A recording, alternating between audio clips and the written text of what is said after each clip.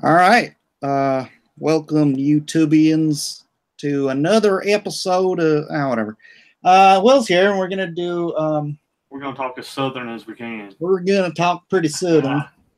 I'm gonna do my best, Randy Green. Oh Lord, man! Every time Randy calls, I just say Randy Green. Hey, Mike, how you doing? Man, I just talked to him last night, man. Yeah, got some crazy stuff going on. His work and stuff, man. He's doing some jobs that are they're being a pain in the rear end. You know how sometimes you can do some, just take a job thinking it's going to be real easy. You know, you're going to be done in 2.5 weeks, and then that 2.5 weeks turns into 3 months. Yeah, I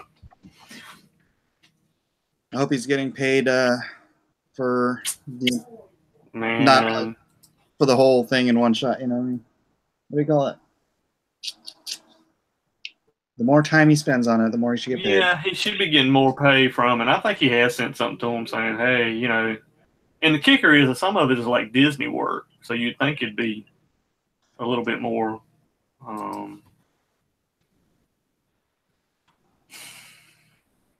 professional, you know? Oh, well, if it's got anything to do with Hollywood, it'll just drag on forever and ever and ever. Oh, yeah. I told you how long Deal with the Devil's been in the development hell, right? It's like 10 years. Why is it? Why? Why is it? Yeah, well, I mean, I know Hollywood. Yeah. Anytime you deal with those freaking. Well, the first option I had was with Lionsgate. And, you know, Lionsgate had this reputation for always doing like 95% of the stuff. So you're practically guaranteed if they option and they pay you money, they're going to make this movie. Like, that's the only reason they option stuff. They don't option stuff to just get it off the shelf like some places. Like Disney might, you know? Right. Just so you're not competition. But yeah. So, but a year into my option, it was about to be renewed for a second year option. I can't remember his name, Iger or something like that. Somebody tried to do a hostile takeover of Lionsgate. And so, really? Yeah. And Lionsgate jettisoned everything that wasn't in production. And so, yeah, Deal with the Devil got, you know, caught up in that little crap storm. All kinds of fun. And then it's been at several different... Dude, it's so dirty dealing with that kind of... I mean, it's as bad as in comics, you know that. It's like the entertainment industry in general is just... Yeah. Well, they're very unprofessional, and they're very just... wherever the wind blows. It's been through several writers and several producers and stuff. Like the guys that did the Saw movies wanted to option it from me to make it. The guys from Kevin Spacey's production company dodged a bullet there. Oh yeah, well yeah. I mean that might have been God looking out for you, dude. Yeah. if you got wrapped up in all that mess, it would have been yeah. And it's been at Broken Road now for a while. They're a good company, but you know, it's just. And then things have happened. My manager got in a car accident, and thank God she's getting better now. But just, you know, it's Hollywood, man. I never count on anything from Hollywood unless a check shows up. It's all imaginary. Well, I mean, the thing is too is even if checks are signed and money's been given, that still isn't a guarantee anymore, which is a crazy thing to me. My Lionsgate option was a paid option. I got a nice chunk of change for it, but well, see, it's kind of crazy, man. It's just like them just pissing away money. That stuff don't make no sense to me. Well, not that you don't deserve the money. I'm saying it's just I don't know. All right, well, let's get to this night. So I'm gonna try to get my screen here to show screen share. Let's see, application window.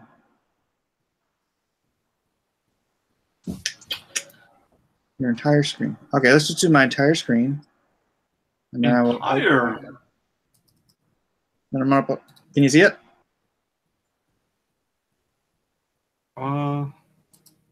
Oops. Tell me what you see on the screen. Why is my... Okay, for some reason, everything about you just went away. So it's not showing... Hold on. It should be showing Photoshop. Yeah, all right. Yeah.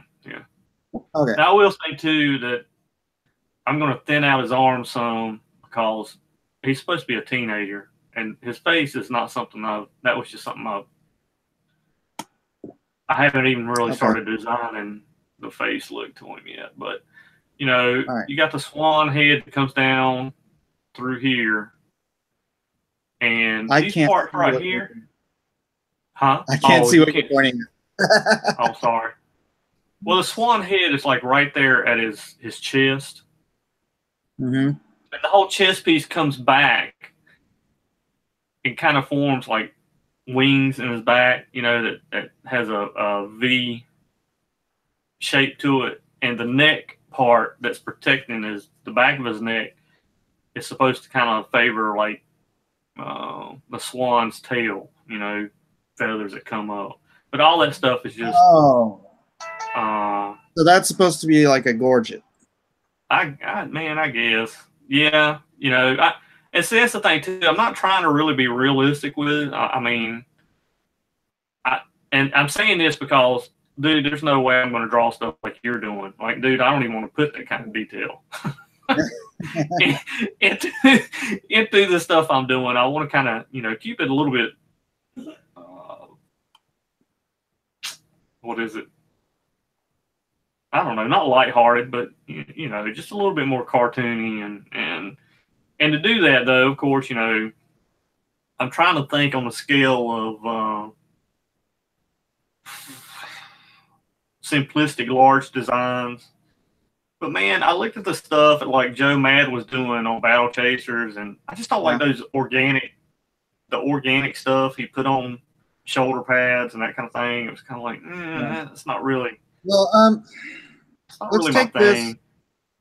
Let me do this one step at a time. I'm gonna back off of the fantasy, and I'm gonna go essentially realistic, because that's what I'm most familiar with. I'm gonna do a realistic armor overlay, basically, and then we can tweak from there. Okay. Okay. So you want him to have, I think they're called pauldrons, shoulder pads, right? Yeah, I mean they're the huge underlay. I don't even know if they're actually connected to. I don't really know what they'd be connected to be honest with you. They'd be connected. I guess to underneath to the gorget. See here, your problem here is you have his neck completely like open. He's wearing armor, but his neck is like and I thought about. Have you seen the anime Record of the Lotus War? Have you seen any of that? No, I googled it when you mentioned it, but I didn't see much. I was getting ready to point out to you again, even though you're not. You can't see what I'm doing, but they have like really high neck guards in the front, and I thought about doing that, but originally with the tech lore stuff I did, what is going on? I popped it back on you to see. Yeah, the neck pieces were just so bulky, you know. Is this guy never? I'm not saying that's a wrong thing, but is he never going to wear a helmet? Yeah, he's got a goofy looking helmet that the painters and stuff put on it. But man, when I talked to Vox pretty much was like, well, you know, you do what you want to with it, and don't feel like the stuff you see on the cover is going to be exactly what you got to do. In other words, he's giving me enough freedom to. But again, yeah, he'll have sooner or later he'll have a he'll have to wear a helmet. And Okay, I well, don't really like the design of the helmet either, because the design of the helmet is like something. I don't know if I can add something on.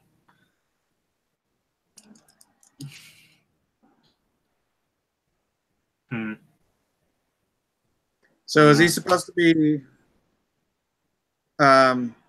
what's called all white armor, which is like full body armor, or is it just like? No, it can be. He does have some where he's full armor, but he's not going to be like every time you see him, he's not going to be in full armor.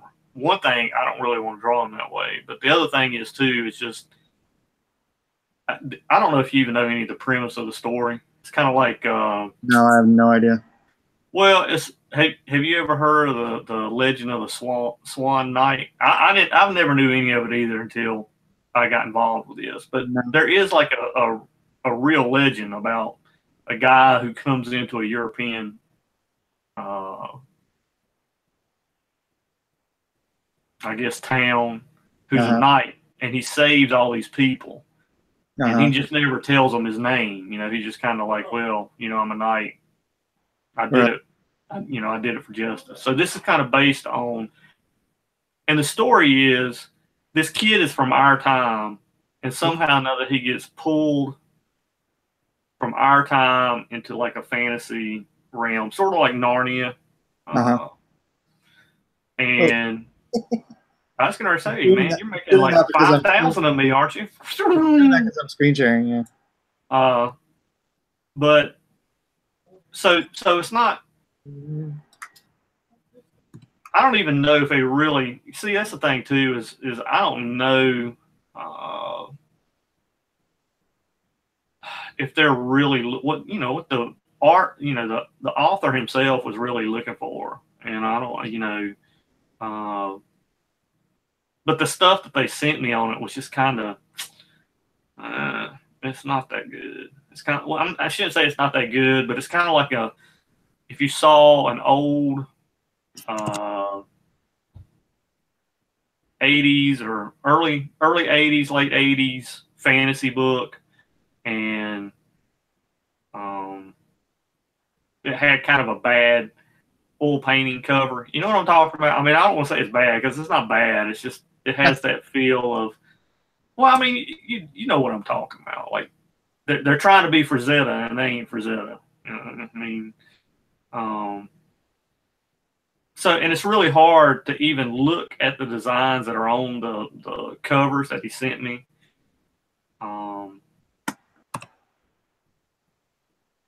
Okay, so actually determine exactly how everything even really looks. So,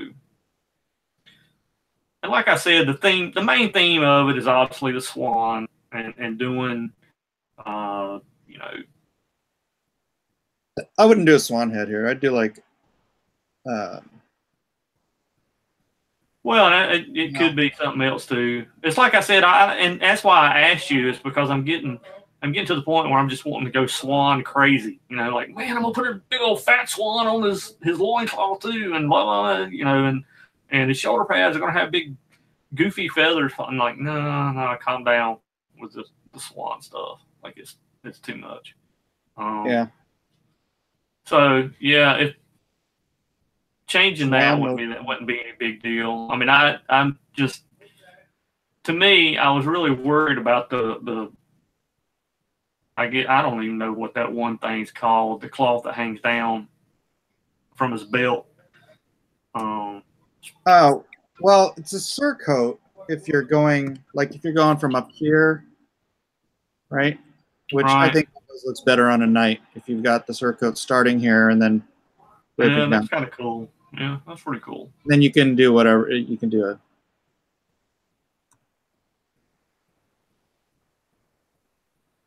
No, I like that too. I like that a lot. Plus, it gives him more of a more depth. Like there's, he's got more layers. Yeah, layers are always, but too being simplistic, I don't want to make sure there's because Randy has given me some pretty cool stuff on a fantasy book he was doing, and but he does. I mean, he's layer happy, man. That dude, he'll put chainmail here. It should be just regular his arm, like his flesh. But I don't care if you put chainmail on there. I don't, No, I'm saying have fun with it. Do whatever. I mean, I'm actually, because like I said, this was the first run for me, and I just want to make sure I don't get too. I love the way knights used to tie their belts, which is like and it hanging down, and it goes about that too. Here and see over. No wait. Oh, that's pretty cool though. The knot. I hope this ain't too much of a pain for you to be doing this. I appreciate you helping me on it. I'm just considering it as not working because it's Sunday, so I'm just goofing around. Well, that's how and I always beat myself because I always say, well, I'm not gonna do a lot of work on Sunday. I'm gonna have my day of rest. But sometimes, dude, we love drawing, so it's like, it might be work, but it's also an enjoyment thing, So I don't know. So I get mixed feelings on that because I do believe too you need time to stop and recharge and not go all, work. Yeah, somebody was asking me, "What do you do for fun?" I go, "I draw." Yeah, that's but that's what I mean, fun. I had that same conversation last night. That's funny. You brought that up. Somebody asked me, said, "Well, what do you do for fun?" I was like, "I draw," and they're like, "Well, I don't understand." And that's your job? And I'm like, well, I know it's an unusual thing to find people who actually enjoy their jobs. But I'm not getting the exact what a swan looks like here, right. But I think doing a swan like sigil that is larger than the space you have to deal with is kind of a cool thing, right? Oh yeah, it looks tight, brother. It looks really nice. Something like that. The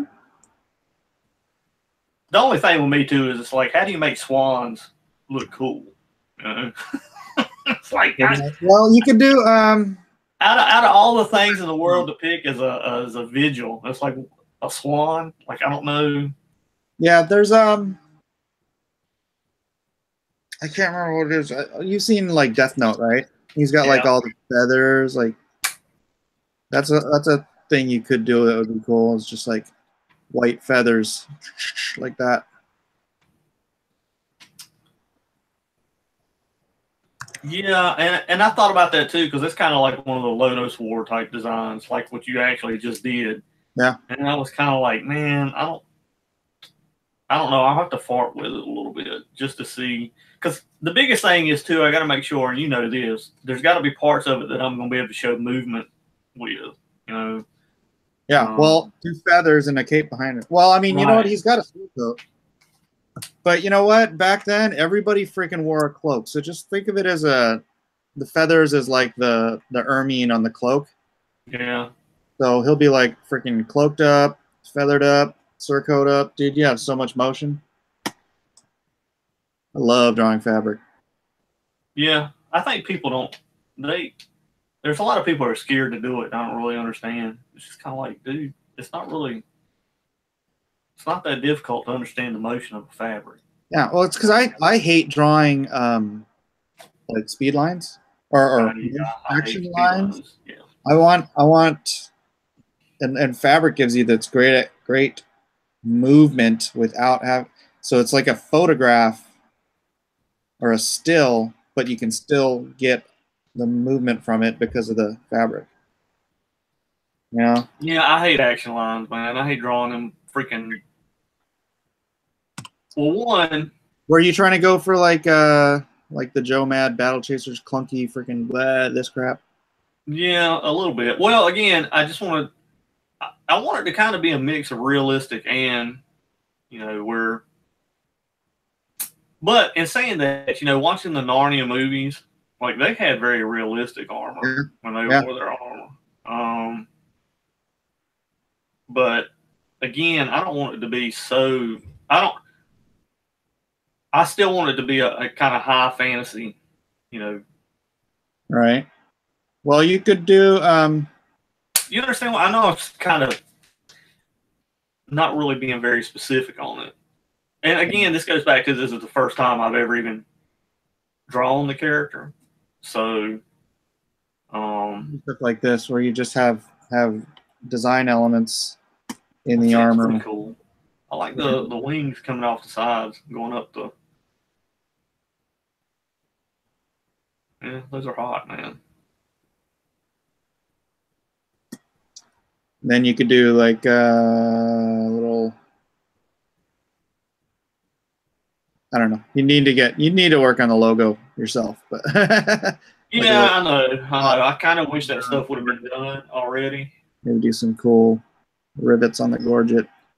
Because the thing is, too, is like Chuck has already got me pages, you know, and they're kind of like, well, you're going to be starting on this stuff, right? And I'm going, well, man, I've got to design all these freaking characters first. Like, there's not a. And sometimes I think people don't understand designs aren't something you can just. Even if you design something you like the first time, every time you draw it, sooner or later you're gonna start changing it. You know, you're gonna see what works within a panel, what doesn't work, and then of course you're gonna get lazy on some things. And so I think the biggest part with any of this is to make sure the designs for the guy, especially the main guy, is really down pat prior to. Yeah, I like that. I like the stuff you put around his neck.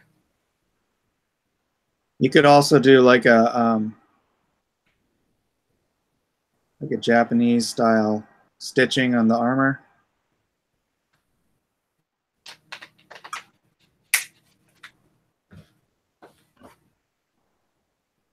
Remember, every detail is going to be. Man, I can tell. This is the thing. This is why I come to you, because I know as many nights as you've drawn. I mean, this is like second nature to you by this particular point in time. Like, there's just how many nights have you drawn? Do you think in the last 10 years? No, I did Hedge Knight, right? Sword, Mystery Knight, New Spring. Legend of Huma, which is a what's that called? It's kind of like a Dungeons and Dragons thing. Dragonlance. Dragonlance. Yeah. Yeah. So I've drawn a few. Oh yeah, a few. Man, Yeah, I don't know if that stitching works with this, but I don't know. I love that stitching. I love Japanese. Well, I think the stitching just adds. Yeah, but if you're gonna do that, then you want to be consistent, and make sure you do it down here. Well, and that could be part of the the high fantasy aspect. It's not exactly like English armor. It still has a touch of Asian influences. Yeah. But the thing that's cool about Japanese armor is like you'll have this thing, like you'll have rope tying things together, and then you have cool like rope designs coming. I don't want to do all that, but actually you could do it here. You could just do it instead of this being tied on with the normal leather and rivets. Just have it tied on with like cool freaking stitching and. I want to say that might be kind of cool. Have it kind of almost pulling out of the center of the. And make that red. Make these ropes red. Yeah. Yeah, that could work. Something like that. So you can have this and then just goof with that. Well, it looks good though, man. Thanks. I appreciate you. Sure. Helping me out, because again, my problem I was having was I was just like, man, I just don't know.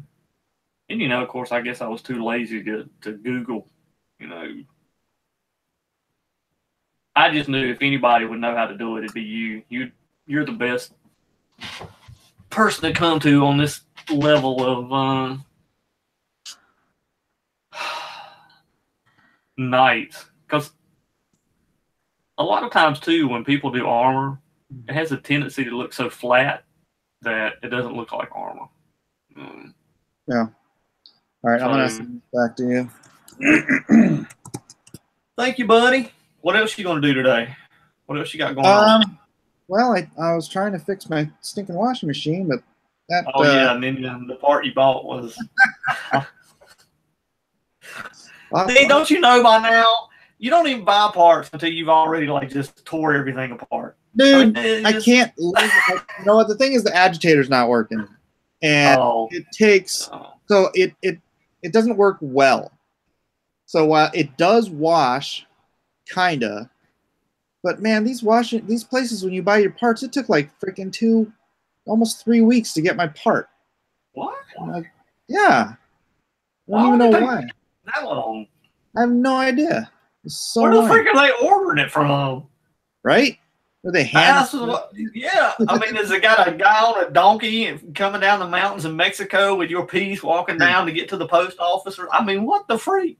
2.5, 3 weeks to get one part? Yeah. That's horrible, man. Yeah. Well, you know why they do that, though. They probably do it so you'll just go, screw it, I want to buy a new washing machine and not deal with it. But what they don't know is we're poor artists. So, look, man, we got to take the cheap way out no matter what we're doing. Hey, that includes me doing all the labor. Heaven knows, ain't no telling it how much it would cost to have somebody come out there and work what you're doing, what you did. Hey, we've got 6 viewers. How about we create something with the viewers? Okay. Any of you viewers up for that? Just hit right in the chat. Give us an idea, and I'll draw something up. How in the world do we get viewers? I don't know. I don't know. I just saw you. One of them just booked. He got scared. He said, "Oh God, they know we're here." Don't challenge me. Oh man, dude. Will, when is the last time you changed your clothes? Oh, I change my clothes all the time. This is my pajamas, man. Because I'm slack today. It's Sunday, dude. I'm not doing nothing all day. That's what my Coca-Cola shirt. Yeah, I wear it all the time. Man, you should know. Look at my beard. When's the last time I shaved? Look at that sucker, man. I don't know. That's the greatest thing about working at home. You should know that. It's like, dude, you know, you're a clean shaven guy though. I don't understand. Well, I can only grow. I'm Japanese, so I can only grow a goatee. If I was like on Survivor, I'd be that guy that ends up with a freaking goatee at the end. Perfect. Well, but that would be awesome though. See, here's the funny thing. You say that, but I'm about 45% Native American, and I never could grow a beard, dude. It literally took me until I was 42, 43 for me to get what I have now. Ain't that great? And when I went in the military, I didn't have no hair on my face, but they made me shave anyways. You know, they gave me a razor and said, "You gotta shave today." I was like, I got nothing on my face to shave, you know, and they would force you to shave right in front of them. So of course you're tearing into your flesh and your peach fuzz, and then of course, you know, once you start shaving, you can never stop, or you become one of the Robertsons from Duck Dynasty. You know, that's what you're going for, isn't it? Dude, I would do it. I would do it in a heartbeat, except my wife, she's like, you ain't, no, Like, my beard right now is about the extent I can grow, because if I get any longer than this, she's going to be all over me. Yeah, my wife's not a big fan of the facial hair. Mm-hmm. But nobody watching wants to watch us design anything. That's crazy. Why are they watching us? I don't know. They just want to watch us talk about beards. Well, now we were doing something cool to begin with. We were doing the night design. You want to do something fun? Sure. Let's go on Bleeding Cool and make fun of their articles. Oh yeah, I can do that. I can't stand those guys, man. They drive me up the wall. If I hear one more freaking crybaby talk about this blacklist nonsense, I'm gonna punch somebody in the face, man. I basically let's go to Bleeding Cool. Let's see what the hell's on. Well, I mean, you know what happened to me not 3.5 weeks ago. I mean, these people were wanting me and my family to basically starve in the streets. And now they're crying because somebody put their name on a list. Dude. I don't get it. Comments. X-Men, bland design. The promise of a new beginning in X-Men Red #1. Bland design? What? Bland. Well, the weekly column that answers the questions: what if Ed Piskor had no art skills, a juvenile sense of humor, and less classic material to work with? This is just a hit piece on freaking X-Men. Dude, Mahmoud Asrar is drawing it, and Tom Taylor's writing it. I guarantee you this is going to be one of the best books on the market. Because Mahmoud's a fantastic artist, and Tom writes Injustice, so. And they're doing. Well, you and I both know. Are they doing a freaking hit piece right out of the gate on it? It looks like they're X-Men bland designs. Yeah, that art is fantastic. I should be showing people the screen, huh? No, because then I'd be giving Bleeding Cool. Yeah, I don't want Bleeding Cool to get any freaking. People are terrible. Yeah, I mean, what are they talking about? And dude, you got a Charest cover on there? Are you kidding me? Wow. But dude, let's see what they. He's posted some of this up before already.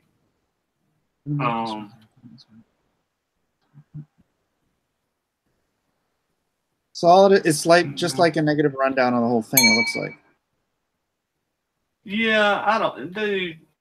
Just read the book.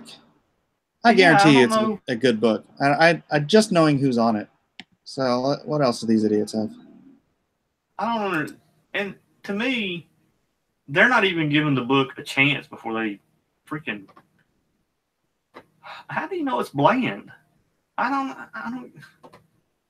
don't get that stuff, man. Legends of Tomorrow seasons 3. Do you even watch Legends of Tomorrow? I couldn't get past the first episode. All right, dude. Here's the deal. Me and my wife used to love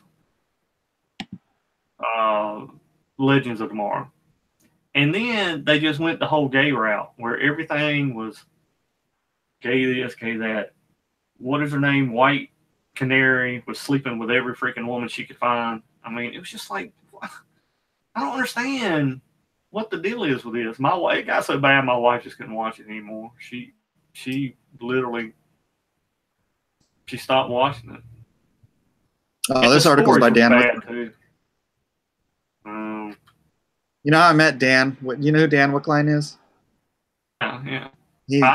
I've never met him. He's a writer. Let's see.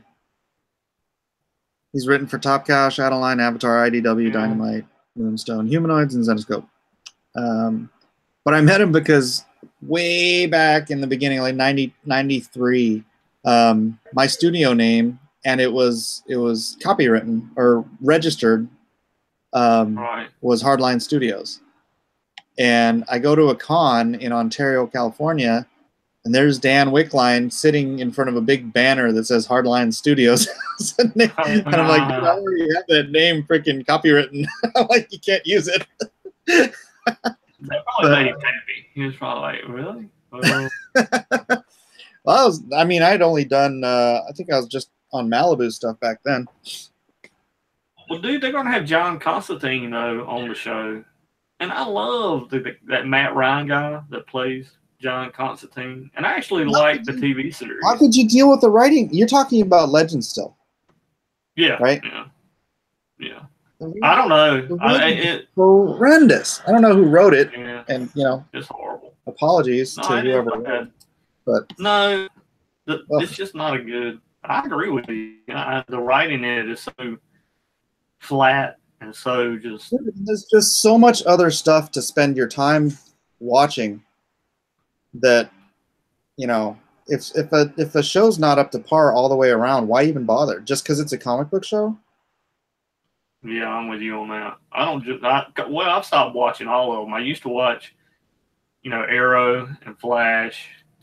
I never watched Supergirl just because I knew from the very get go that that show was going to turn into, I'm a woman, hear me roar. Uh, and we just never watched that show. But I ended up just having to stop watching Arrow and Flash. My wife still likes Flash, and it still has its moments where it's pretty good, but the writing has really gotten horrible. You know when I stopped watching Arrow? When Daredevil came out. Yeah, well, yeah. Because it's like before Daredevil came out, I was like, Arrow, man. I'm like, this is how comic book TV should be done. And then Daredevil came out, and I'm like, wow, Arrow is terrible.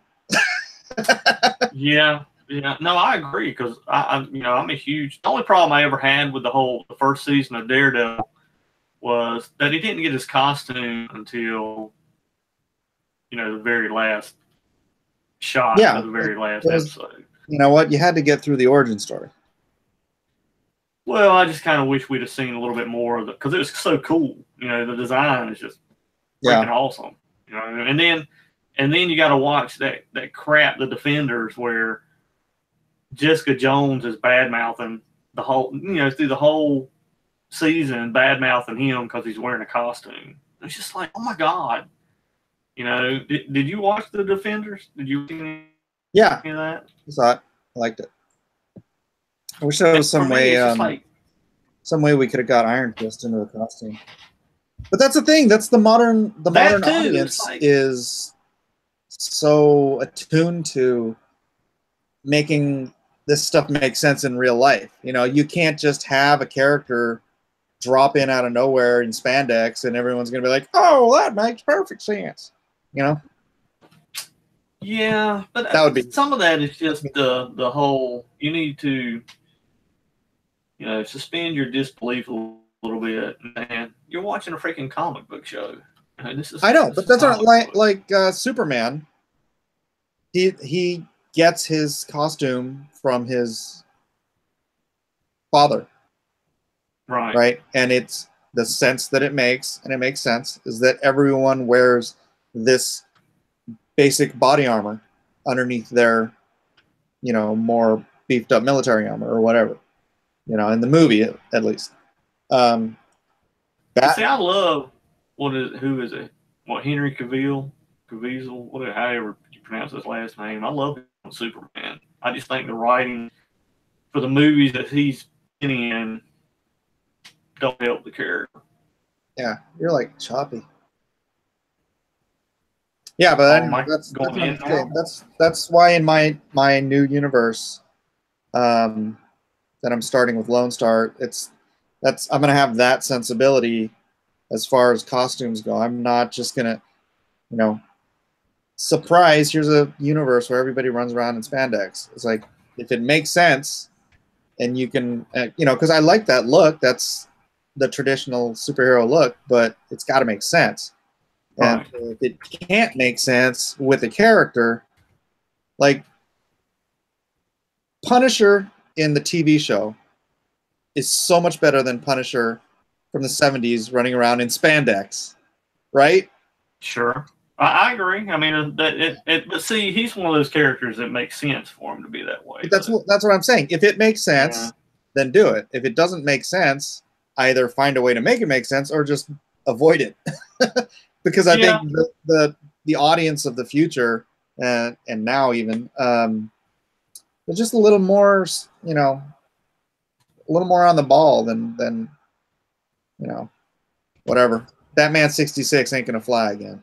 No.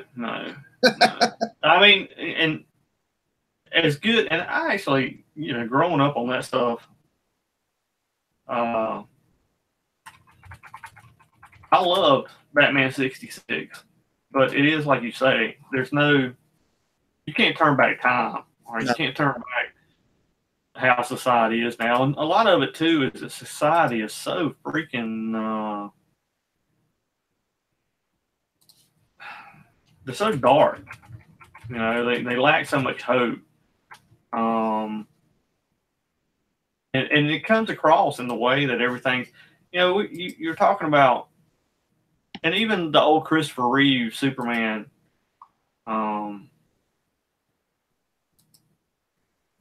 costume and that kind of thing. You know, back then the costume was a representation of like hope. You know, that was what it was all about. And now it's like you said, they've had to explain it like, well, this is body armor that comes from his father. From it's kind of like, why does he need body armor? Why does Superman need body armor on Earth? I don't make any sense to me. But it is like you said, it has a lot more to do with how society reacts to things. Well, yeah, the audience is just more intelligent. I don't want to say intelligent, mature, I guess, about that sort of thing. Yeah, you know, well, you know, I wonder though if it just has more to do with just the mentality of how we're taught. You know, how they're taught to think now that you have, if you're going to be a superhero, you're going to have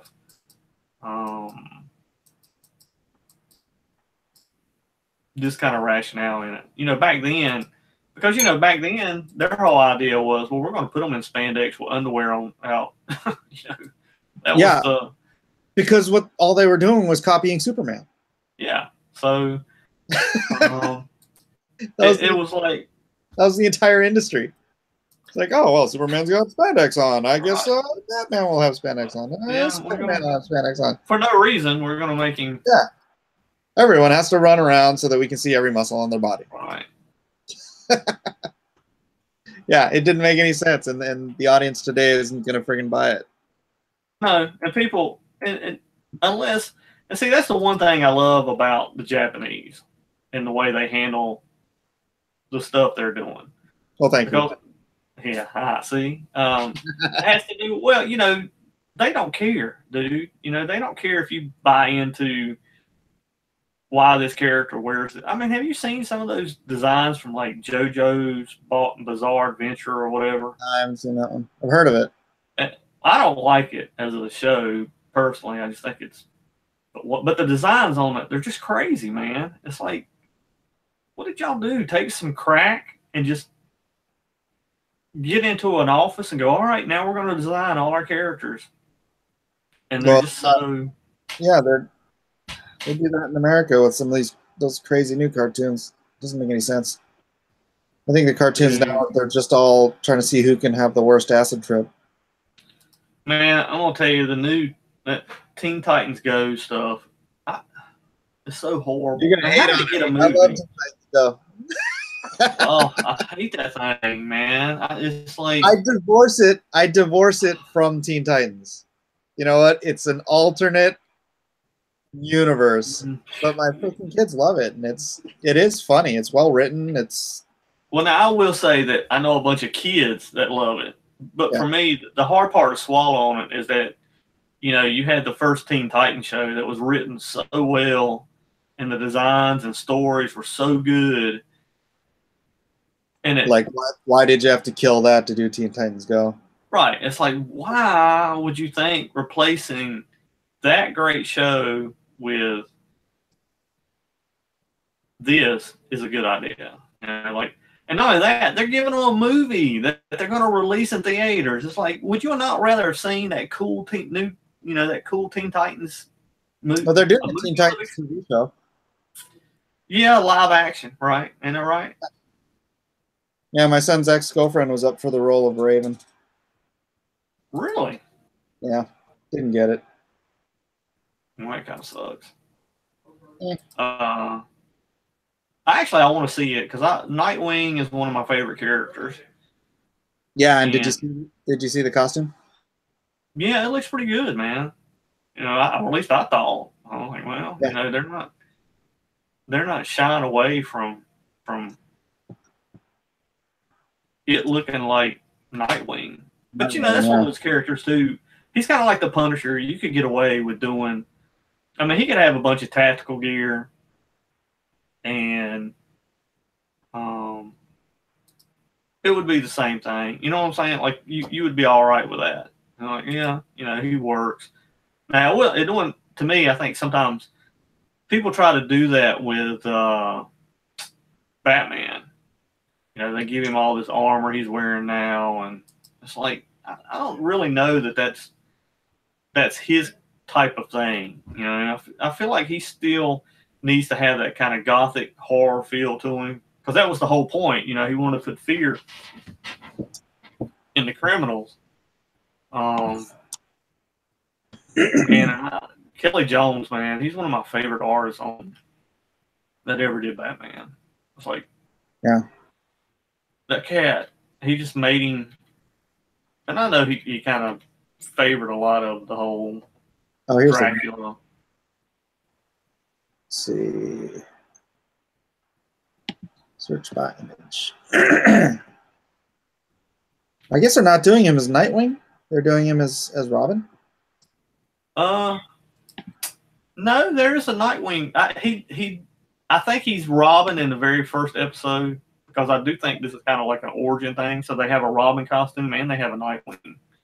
From my understanding, I could be wrong. They could. But I don't know why they would just do Robin like that. Yeah, I'm gonna swap out here.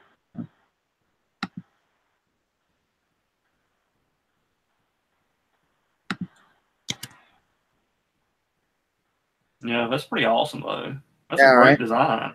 Yeah. I mean, I would watch a show with just him in that. Are you kidding me? Because again, you know, I always loved the Mike Ringo Robin, and those stories were awesome.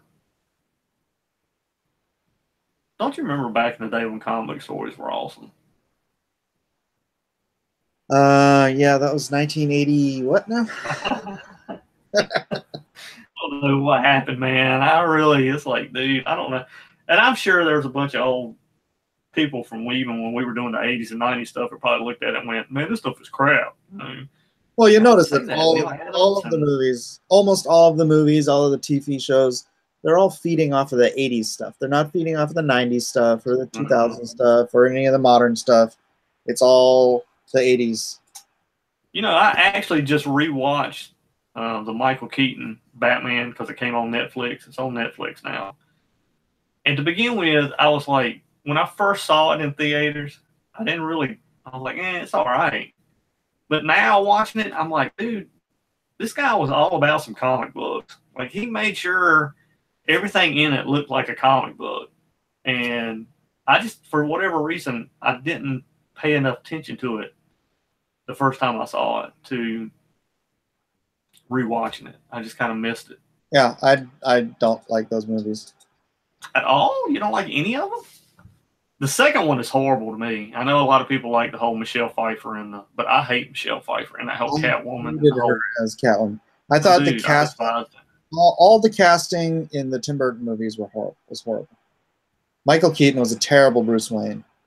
Yeah, he was bad as Bruce Wayne. I think he made a good Batman, but he was just too short. Like he just wasn't built to be Batman. You know. Yeah, Alec Baldwin should have been. He shouldn't have taken the Shadow gig. But man, I love The Shadow. That was a great movie, man. But Alec Baldwin, perfect Bruce Wayne at that time. Oh yeah. And I'll tell you right now, my favorite movie from back then was The Phantom with Billy Zane. Oh really? I know, and I know people are like, "Are you crazy?" But dude, I was a kind of big Phantom fan to begin with. Yeah. But he made such a great Phantom. It was like, Billy how Zane. did this movie? Yeah. I mean, it's like, how did you not get a sequel out of this movie? Like, all these other crappy movies get sequels. Ridiculous. Well, I mean, doesn't the Phantom costume in general just look ridiculous? I mean, why is it purple? I mean. Yeah, why is he a big purple dude running around with striped shorts? Right, in the jungle. Like, that completely makes no sense to me whatsoever. You know, design-wise, it's just kind of like, that's just, why would, now I will say there was a cartoon that came on in the 80s or 90s that what's his name? The guy that did Eon Flux. Oh. Did I forget?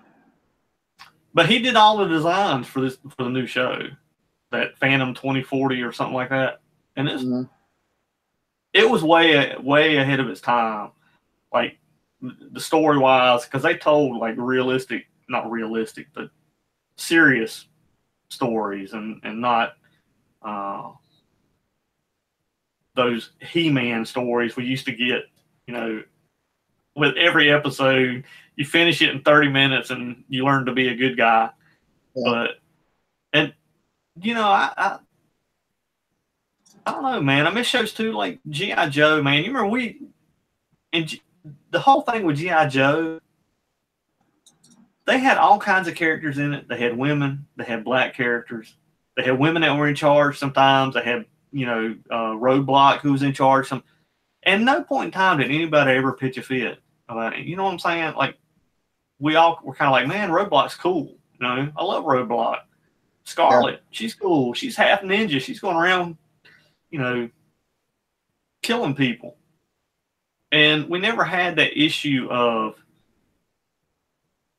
sexism, you know. At no point in time did you really look at Scarlet and go, oh my God, she can't lead because she's a woman. Or at least I didn't. I just was always like, man, she's cool. You know, like, what in the world?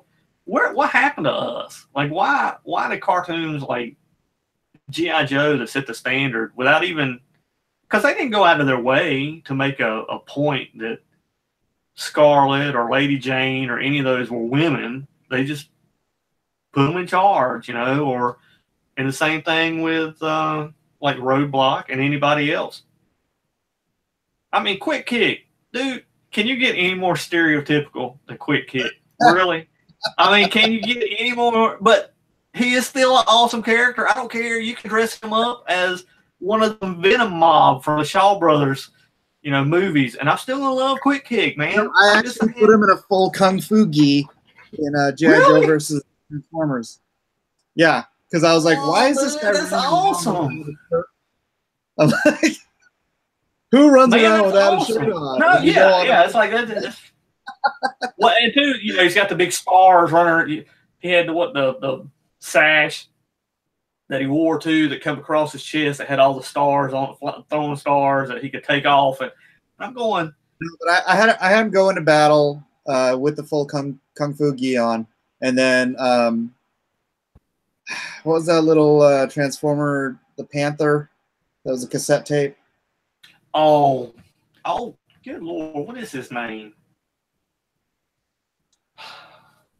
Yeah, I know who you're talking about. I can't think of the name off the top of my head. He gets in a fight with I'm thinking of Laserbeak now. Since you said cassette, all I can get out of my head is Laserbeak, that stupid freaking bird. So, yeah, he gets a fight with that, and he gets it all ripped off, and like he's got like the Bruce Lee scars all over his body. That's awesome. Oh man, what? Why ain't I got that book? Like what? How did I miss that book? When did you do that? See, I'm gonna have to go on Amazon now and look it up. 94, 95. I don't care. IDW is still printed. Those are the best books. Have you seen the new Mask book they're doing? Nah. This is an IDW book. The guy writing it is Brandon Easton. Do you know who that is? No. I've known him a long time. Like, he was kind of a writer who kept trying to hook up with me to begin with, and then it turned into one of these things where I found out that he really hates white people. I mean, really, really hates us. And I kept going, well, dude, why do you want to work with me? You do realize I'm not full white, but I still got some white in me. You know? It's Ravage, right? Oh, Ravage. Yeah, that's it. But no, I was going to say there's two of them, but it's that other one that's got two. The Men cassettes. I can't remember what. Rumble. And I don't know what the other guy is. I don't think they hardly ever use the two Men cassette bad guys much. Oh, and the Bat. They had, what's the Bat one? Didn't he have a cassette that jumps out like a bat? Yeah. Golly, it's been so long. I'm totally drawing a blank. But those were the great toys. Those were the great designs too. It's like, Laserbeak. No, that's Laserbeak. Laserbeak is What is the bat? It's something claw, ain't it? Ain't it something claw? No. I don't think they used him much. You didn't ever hardly, because of course, again, the main one you always saw was that stupid Laserbeak, and I just was like, man, nobody can shoot that little bird flying around all the time. And you don't notice a big bird flying around that's got like 2 cameras for eyes that zoom in and zoom out. And I was like, dude, how do y'all miss any of that? Man, I'm ashamed of you. I'm actually a little proud of some of the stuff I did on G.I. Joe Transformers. Hold on.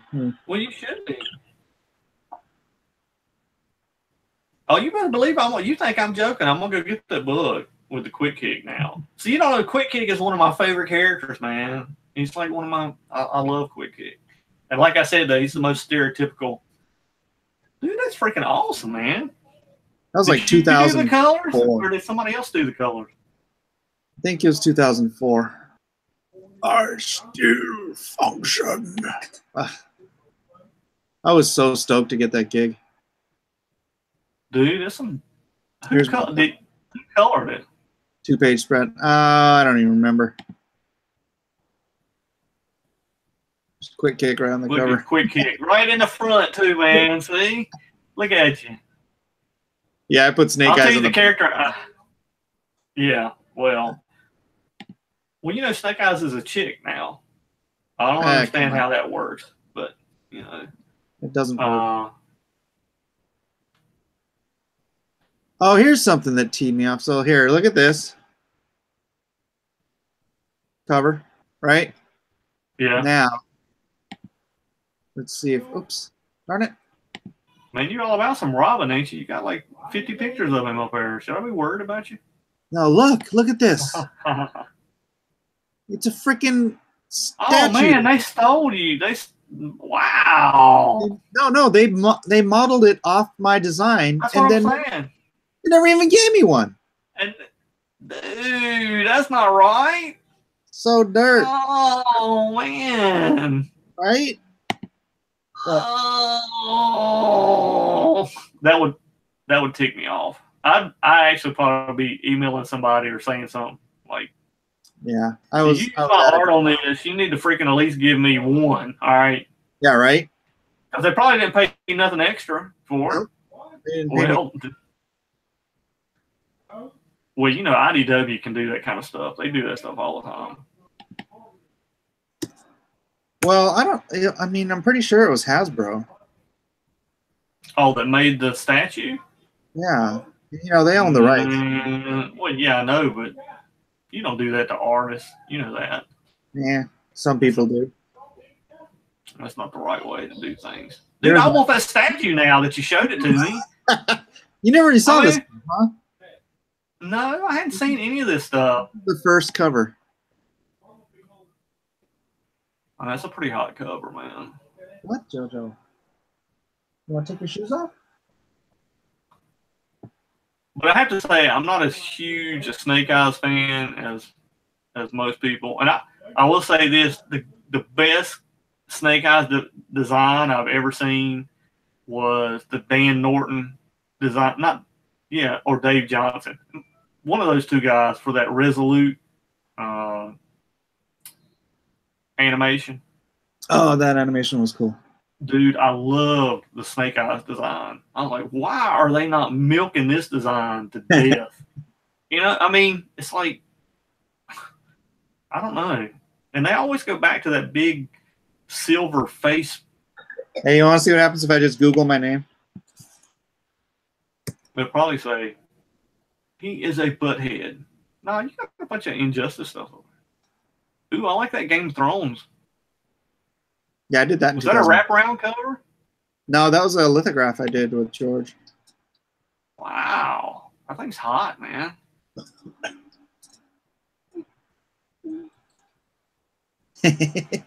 Look at you. What, JoJo? Justice League. They use that when they use this piece, the Sirens piece, when they announced the Sirens movie. Like it was all. Yeah, it was the piece that like different websites were using to be like, hey, they're doing a science movie. It's like, yeah, but Angelina Jolie's not in it. Neither's my wife. How is your wife doing? I ain't seen her in forever, man. Which is good. Let's see. Man, that's a nice piece, dude. That Supergirl. Oh. Man. Did you do the colors on these, or did you let somebody else color them? Oh, I hire out. A lot of these are by J. Nanjan Gambari. Oh. Well, he loves your work, man. I can tell you he put some love into it. Yeah, he's got a couple pieces now he shouldn't be doing. Man, that's a pretty nice Injustice piece, too. That's your famous piece right there, man. Yeah. I'm actually surprised they haven't made T-shirts of that and just and milk the crap out of it. You know what I'm saying? Yeah. Hey, maybe I should.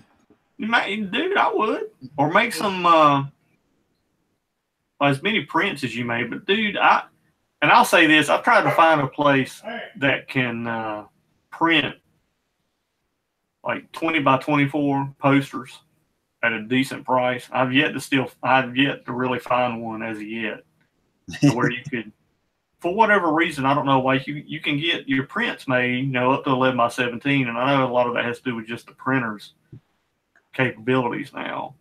This piece, Robert Downey Jr. shared on his Facebook wall. Really? Yeah. Martha. That's a nice Iron Man, though. What? Why did they ever get you to do Iron Man? Oh, I would hate to do Iron Man. I wouldn't want to draw it. Yeah, I wouldn't want to. After DC versus or G.I. Joe versus Transformers, I never wanted to draw another robot in my life. Well, see, I had somebody ask me once. They were like, "Well, man, why don't you do some like Transformer stuff?" I was like, "Do you realize what it's like to draw Transformer stuff?" I'm like you. I have no desires whatsoever to ever draw Optimus. What is it? Deal with the Devil. Speaking of Deal with the Devil, it's on Comixology now. If anyone wants to read the original, the movie script has left the comic realm. Yeah. Dude, you've done a ton of work, man. What in the world? I've been in this industry for 25 years. 26 years now. 26 years. Some highlights. Oh, there's my first cable. Where? This was my first Marvel book. I didn't even do this cover. I did a cover, but then they hired Steve Scrocci to be the regular artist, so they put him on. They gave him the cover to my book. Was this the? That's way before Rain. 1992, I think.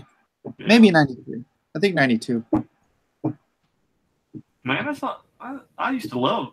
Oh man, I guarantee you I have all those cable books sitting around my house. I didn't even think about it. That's sad, ain't it? Yeah. Yeah. You don't get no glory, man. None for you. No glory for me. No funny book for you. No.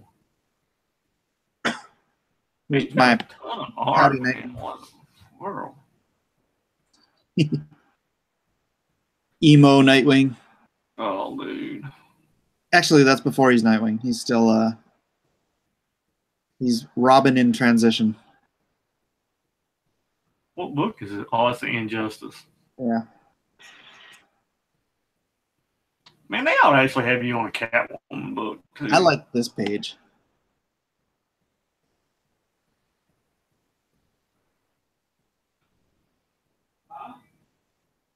Yeah, that's pretty hot. This guy right here, this is my character, Nobody. He's appeared in almost every series that I've ever done, like in backgrounds and crowd scenes and stuff. See, I wish I would have done something like that back in the day. I mean, really, it's like that's a, you look back and the fact you just said that, it's like, man, I wish there had been this like one little symbol or something. Man, that's a nice shot. Yeah. Get you getting all sexified. Wow. Yeah. I was channeling what's her face, Catwoman, Michelle Pfeiffer. Michelle Pfeiffer ain't never looked that good. Dude, she did in Grease too. What are you talking about? Oh, here's something I did that nobody probably even knows I did. It's a video game called Crowfall. Yeah, I don't think I've even heard of it. Throne War MMO. What is that? This is a Game of Thrones video game or something? It's not Game of Thrones. It's just, I don't know. Look it up. It was I an like MMO. the design, though. But see, that goes back to, you're talking about your armor, and like that armor is very realistic to me. It's Well, like, I had to base this off of their designs. So I didn't design any of this stuff. They just wanted me to do a promo image. They should have let you. Yeah. It's just been more time consuming. It's nice though. I love that. What is especially the monster character, man. Oh, here was a cool cover. That was fun.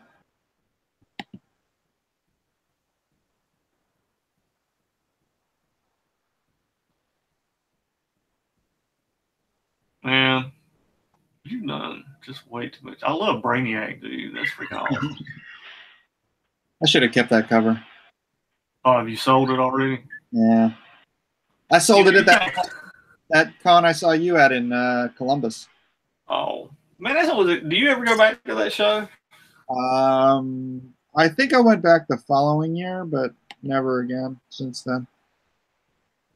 That was actually a pretty good show for us. I kind of hate the fact we never really went back to it. Yeah. But of course, I don't know how it is now. Wizard, they don't. Sometimes their shows are not the greatest. But that one was actually good. I don't remember, because I remember sitting down and going back through all the shows we'd been through that year, and it was kind of like, man, that was one that. So here's something. Even though you did a Fangorum. I did covers for about, I think it was 5 Fangoria Presents movies for their DVD. Awesome. Yeah, and so we did them all comic book dress so that they looked like they were all part of a single series, even though none of the movies had anything to do with each other. They were just these semi-low budget horror films from Europe that Fangoria got the rights to publish here in the States. That's great marketing, though. Oh, really? I mean, that's... It was cool when I saw them at Redbox. I was like, hey! That's pretty awesome. So I never knew you did any of those things either. Yeah, nobody does. It's like, for me, what I mostly know you for was your Savage Dragon. That's when I first really started looking at your work. And of course the Black Tide stuff. Yeah, I mean that stuff. Of course, that stuff's aged. Well, I should tell you, at least I followed you from way back in the day, man. I mean, most people they were like, Black Tide. What the frick is he talking about? Yeah. Like how I made Wonder Woman all psycho in this panel. So in this next panel, ow. This first panel where she hits him in the knee, I actually wanted, because I choreographed this fight, and I was like, can I have her punching him in the nuts? Because she totally would, right? Right. I can't believe they didn't let you do it. I mean, you can rip the Joker's heart out. I know. Bust out through his back, but you can't hit a dude in the gonads. What the freak? I'm like, freaking, if Wonder Woman's going to take down Superman, she's going to go dirty. Right. No, I agree. She's a trained killer. Right. That's why I had her gouging his eyes out.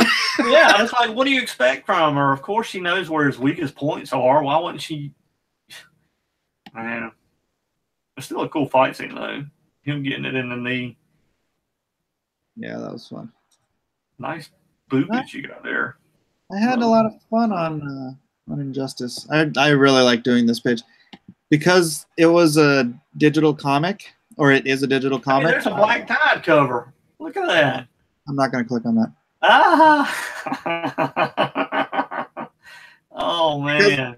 Because it's a digital comic, you know, I have to bisect every page horizontally across the middle. So I almost never got to do any full page splashes, and so this is actually from a one of the annuals, which is a direct to print, and so I got to do, you know, some full page stuff, and this I'm like, a splash page, yeah. So I went for it. Great page, dude. Thanks. I mean, nice perspective, nice angles, nice action, and you got no speed lines. See, that's right. That's the way to do it, brother. I'm gonna tell you. Speed lines, I'm gonna tell you, I believe is you really have to know how to use them to make it work right. Yeah. See, you have a real flair for certain characters, like your Batman and your Wonder Woman. See, I don't know why they don't have you on one of those books, dude. I don't get it. I mean, other than the fact you'd have to hang out with Greg Rucka, that's enough to. Yeah, pass. I don't know. I mean, I don't see why you're not doing this kind of stuff, because I forgot about this. What is this? Oh, you can't even see the whole thing. Okay, so when I got the opportunity to do G.I. Joe versus Transformers, I was already working on The Hedge Knight, right? We'd published like the first 2 issues or something like that. Right. So I did this little drawing apology thing with me on the chopping block and Ned Stark about to chop my head off, with me apologizing for having to take this dream project. Be like, I'll get back on Hedge Knight as soon as I can. That's enough to make I would make a t-shirt with that. I mean, just because it'd be funny to wear around, you know, like, look, dude, I almost had my head cut off. Look. That's pretty awesome, man. I'm surprised, and it's good. It's funny. This is the next image on the thing. Oh, dude, that's not right. Man, that's a great shot, though. Nice worm's eye. Some of these are starting to not be me. Google must be running out of my stuff. Oh no, Black Tide. See? I'm not the only one that loved the Black Tide stuff. There's plenty of it out there. I like this one. I really get bored of just punching people in the face, but sometimes I do a good panel I enjoy. Well, the problem is trying to make punching somebody in the face look different every freaking time you draw somebody getting punched in the face. See this one? Which one? I did the cover of the Ultimate X-Men coffee table book. No, I think I got that book too. I know Randy does. I have a feeling it's in my studio somewhere. It is in my studio somewhere, but I'd have to find the thing. Nice. And my studio's I don't know. I can never find anything I'm looking for. I should get you to sign it next time we see each other. I didn't realize you'd done the cover for it. Well, you didn't pay much attention, I guess. No. You don't stop. And smell the roses. I just don't stop and smell the roses. I just pick them and go on. Oh, here's a nice. I like this piece because it's gray tone. Man, that's beautiful, dude. That was a commission. Man, that center dragon is off the chain. I don't think people realize how hard it is to draw dragons, too. And not make them look goofy. You understand what I mean? Yeah. It's one of those things, for whatever reason, the shape of their heads. And when you add the horns, you know, when you add the horns to their head, it can make them look. Yeah. Now, you done got a son in there, right? Who's back there playing? That's Elijah. It's my mini-me. Elijah, say hi. Mini-you? He's got my headphones on. He's playing games, man. You ain't going to. Yeah. So what are you going to do today? We got it down to 2 viewers. We must have bored the hell out of people. They're probably like, man, we're tired of hearing them talk about nothing. And it kills me that somebody. This is what the second time we've done this and hadn't really, granted the first 20 minutes was kind of interesting for everybody, and they were like, man, they did all that cool drawing stuff, and now all they're doing is talking to each other. Well, somebody had said something like, I agree. Maybe we can do that one day on Facebook. Just post up. Me and you are going to do a live chat and have them put it on Facebook, like what they'd like to see us draw or create or whatever. Yeah. See if anybody, because I know people would say something. Like drawing on the computer with the Wacom tablet. But, in terms of like Facebook Live stuff, it's really, I don't know, it looks cool, I'm doing some breakdowns on a book called Meg, and I'm doing all my breakdowns on the computer. Oh, that's about the big dinosaur shark, right? Yeah. I'm writing the adaptation. Really? I don't know. When did you start doing that? Why don't you share with anybody, man? You don't ever tell me what you're doing. It's just top secret. That's why I always say it. That's awesome, dude. Hey, I have a top secret FBI clearance, so I'm all right. See? Yo, what? I have a TS SBI, so I'm good to go. You said it was top secret. I have a top secret clearance. Oh. I actually have a top secret clearance, so yes. You can always share those things. See? Yeah, we'll be announcing it sometime soon. I don't think anybody in the news is watching this. So, when isn't the movie coming out this year August. though? August. Yeah. Yeah. And I think I've seen a trailer for it. I always forget that guy. Jason Statham. Yeah. I mean, I have the picture on my Facebook page. Did you see it? I mean, how desperate of a has he gotten that now instead of fighting humans, he's going to go fight a big digital I don't think he's desperate. I don't know. It's been so long since I actually seen a good Jason Statham action movie. I can't remember the last time I watched one. I just saw him in. That was Fate of the Furious. Yeah, I don't. Those movies are all right. My wife loves them. She loves those movies. So I've only seen part of the first one, and I was surprised that I'm like, wow, this is actually pretty good. And then I saw most of Fate of the Furious. Well, they changed it so much by Fate of the Furious. It's not even really the same brand anymore. It's completely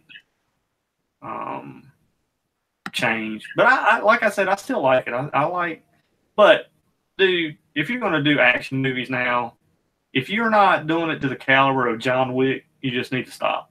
Like you just need to stop. Yeah, that's pretty cool. That's what's on your that's my cover. Right, yeah, it's my cover photo. This is the only image that the studio has put out. Wow. Yeah. How long? What kind of time frame are you working on? What I'm not sure. We wanted to get the first book out, not published like to comic shops, but done in March, so that we could have like advanced copies done. Right. And then I think it's going to be 6 issues. I got the first. Some of the pages are really word heavy because he's got a lot of writing in there, and it's hard to trim it down. But I'm trying to keep. God bless you for doing adaptions, because I'm so glad Chuck Dixon is writing this, and I don't have to do an adaptation to these freaking novels. God bless you, brother. That's all I can say to you, man. Well, in a novel, you can run on a thought transit for 20 pages, right, and it have absolutely no visual effect what you're doing, and you're like, I gotta cut this, Read a Stephen King book and get back to me. And I mean, you talking about a dude that can spend 40 pages on what a blade of grass looks like. It's like, what in the world, dude? And then you find out it really remind him of something that happened to him when he was 3 years old. That has literally nothing to do with the story, but it's that that I know that I really want to share with the reader. I want you to understand that I can really describe this blade of grass right here for 40 pages, so you understand that I have that kind of vernacular skill to do this. Because this was actually, I remember it was the Gunslinger. It was the very first one. Before it was actually called the Dark Towers, because this was before. That shows you how old I am. But that was before the other two were even, I guess, thought of or realized, because it didn't really mention anything in the very first Gunslinger book about the tower and any of that. So I don't know, but I just remember reading it and spent, and it was 20 pages, but it was at least 3 pages where he was talking about, and the whole thing he was trying to get, the point he was trying to get across was there's infinite universes. There's even universes in this blade of grass that you can't see, that we don't understand that. But instead of saying it as easy as I just said it, as easy as I explained it, he took 5 or 6 pages trying to philosophize on. Well, I mean, you've read Stephen King books, but I'm just saying. God bless you, brother. I mean, writers love to think that they can just keep writing on one thought, and well, the thing is, are hard. From my perspective in writing, the really hard thing to do in writing is keep a secret. It's like you're like, man, I have this just great idea for part of his backstory, and it's like just this super well thought out thing, and it really forms who he is as a character, and it's like, dude, there's no room for that in your story. You just have to use that backstory to shape his character, right? And you can give little snippets of it here and there, as long as you're not losing pace with the story. The point, setup can be a pain. Because you want everybody to know everything. Yeah. Right? Because you spend so much time thinking about it. But it's like I have a character who's going to die in one of my books, and he's very pivotal. The whole death, it's not like comic book death. It's like this dude. There's a value to it. There's a whole reason, and he ain't coming. There ain't no coming back. This dude's dead. All right, there ain't no Marvel, whatever. But it's all about how the main character influences his life and how he changes. And you're just like, oh my God, I want to get to that corner where he's changing. Where people can actually see how it affected. How it affected him. He's not the character in book 1 that he's going to be in book 10 or 12 or whatever you get to, and you can't keep that secret. It's like you want to share it to everybody and go, oh my God, look, man, this is why, this is really the evil dude here. Don't you understand? Yeah. So it's hard. I don't know how some people do it, because sometimes it can drive me crazy because I just want to spit it out. Like, dude, shut up. This is really the reason it's happening. This is, but I don't know. Some of the times, though, when writers, like that book, that Gunslinger book is a fine example. When he talks about the man in black or the death, he obviously was death, but I just remember reading the first chapter, and it was just all about the whole chapter of who this character was, like how he looked, how he smelled, and it's just like, I don't know that I have the patience. I don't think I have the patience to do that kind of stuff, because I'm like you said, I'm just so. What's that? Yeah, I think it was a whole chapter. Like, my Lord. Well, he was talking about, because if you know the setup at all, basically this guy's going town to town, collecting dead bodies and putting them in a horse-drawn carriage or whatever, from back in the West. He's just collecting bodies. While we're talking, No, that's fine. And basically, I think he ends up using them too, like zombie type. Now, I'm saying this but of course I read these books 20 years ago, so it might not be, because I know they had the new movie and I watched it and I was kind of like, this is not the Gunslinger I remember from from what I read. I mean, unless it's changed, unless it's just changed. He changed the story altogether, which he might have done for marketing and thinking, hey, I didn't realize that I actually had a franchise here that I could have done. And figured out, hey, I can have a cash cow doing it. Because people seem to love this Clint Eastwood. And that was another thing, too. The character was a lot more like the Clint Eastwood type of character. Yeah. Instead of the Idris, which I love Idris, man. Have you ever watched Luther? You ever watch that show? No. Oh, my gosh, man. You got to watch that show. That thing is freaking awesome. All right, what should I draw? What should you draw? What should I draw? I'd say do a Catwoman, man. You do great Catwomen. And plus, we already did a dude in armor, so doing a hot, sexy chick would be, you know, a payoff.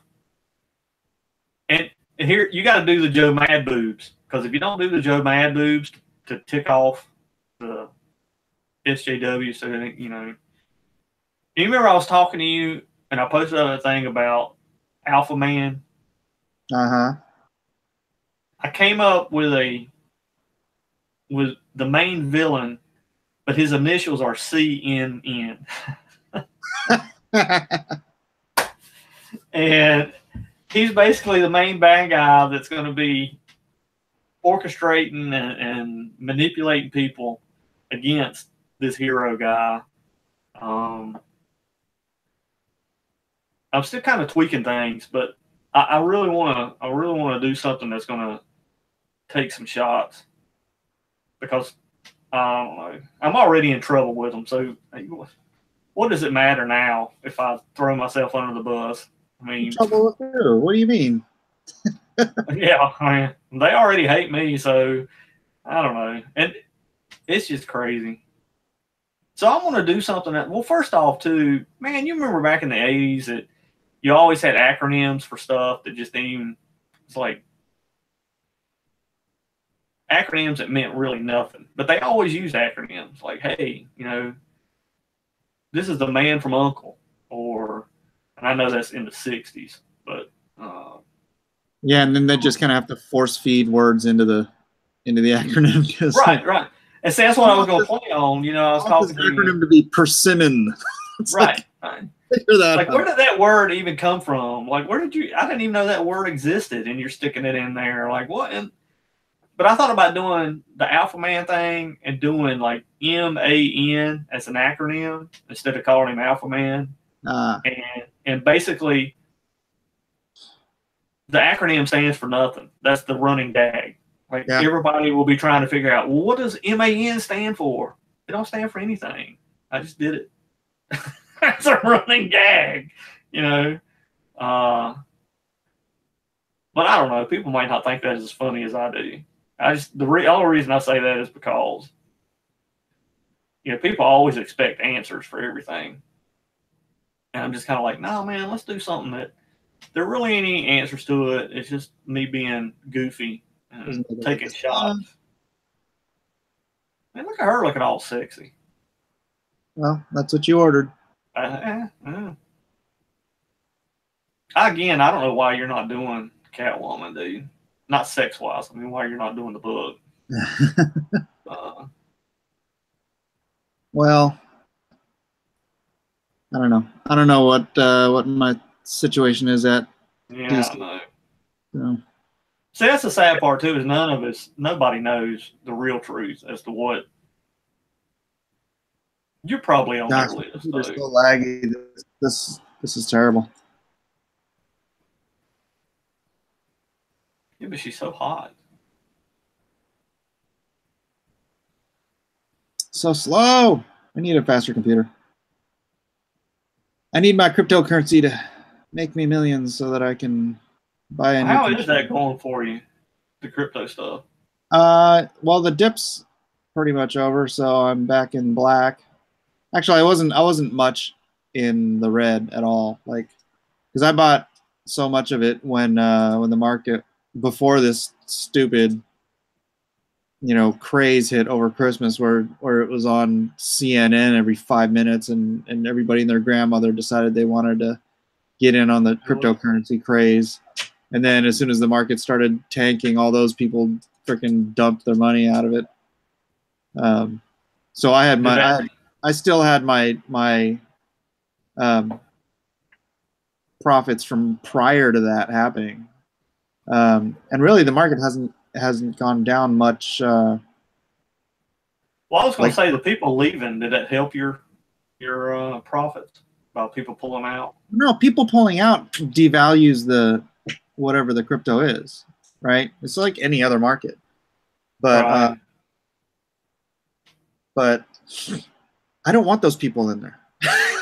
No, I understand. No, I agree. Like, I want the people who understand the technology, understand, why it's useful and why it does have value. Not, I had some lady at Wizard World New Orleans come up to me, and I have these little signs up that say I accept cryptocurrency. Right.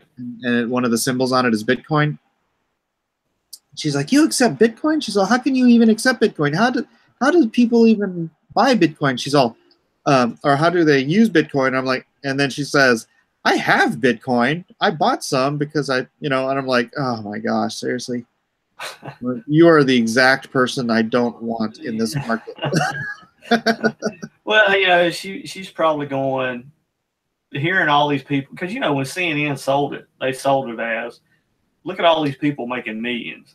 It's already made billionaires, and it's no different than the when websites started making huge money. No, they were selling each other. Yeah. It's just like the .com bomb. Right. And these guys don't really understand that's what it is. And instead, they want to make it out like, well, if you join, you're going to be a millionaire. Yeah, right. And it's going to happen overnight, too. That's the other thing. Is nobody is patient for anything anymore. Yeah. If it doesn't happen overnight, then... Well, dude, when after all that CNN crap, I keep blaming CNN, but everybody was doing it. Fox, CNN, MSNBC, NBC. Man, when all those guys were in there, dude, my freaking portfolio was up 400%. Wow. Yeah. I mean, and I just invested in June.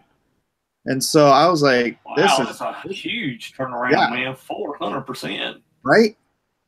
And now it's back down to a more reasonable whatever. But you know what? Even after the crash, if you had bought Bitcoin itself like 1 year ago, it had been under $1,000.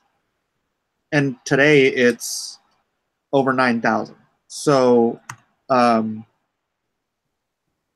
you'd still be up almost 1,000% even after the crash if you'd have bought Bitcoin 1 year ago.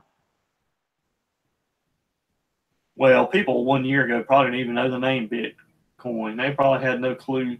Well, it goes back to what I'm saying. It's like, sometimes you have to be on something before it's known. You got to hit it. And that's a hard thing to do because there's so many things out there. Well, here's the thing. You don't really know what's good and what isn't. Cryptocurrency is going to be the point of the realm. It is the future of the internet. It's the future internet, right? And right now there are about, what do you want, buddy? Oh my gosh, Jojo, go get another diaper.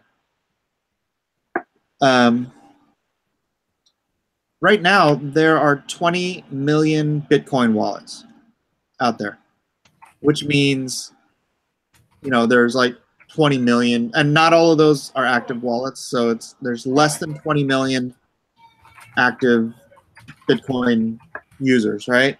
Dude, that is 0.0025% of the population. This is like the internet in 1991, where most people had no clue why they would ever want their own website. Yeah, well, dude, you remember back in the day, people couldn't even explain what the internet was. Right. That's what I'm saying. It's one of those things where they completely... that have heard of Bitcoin couldn't tell you what it is. Oh, it's cryptocurrency, right? I'm like, stay out of my market.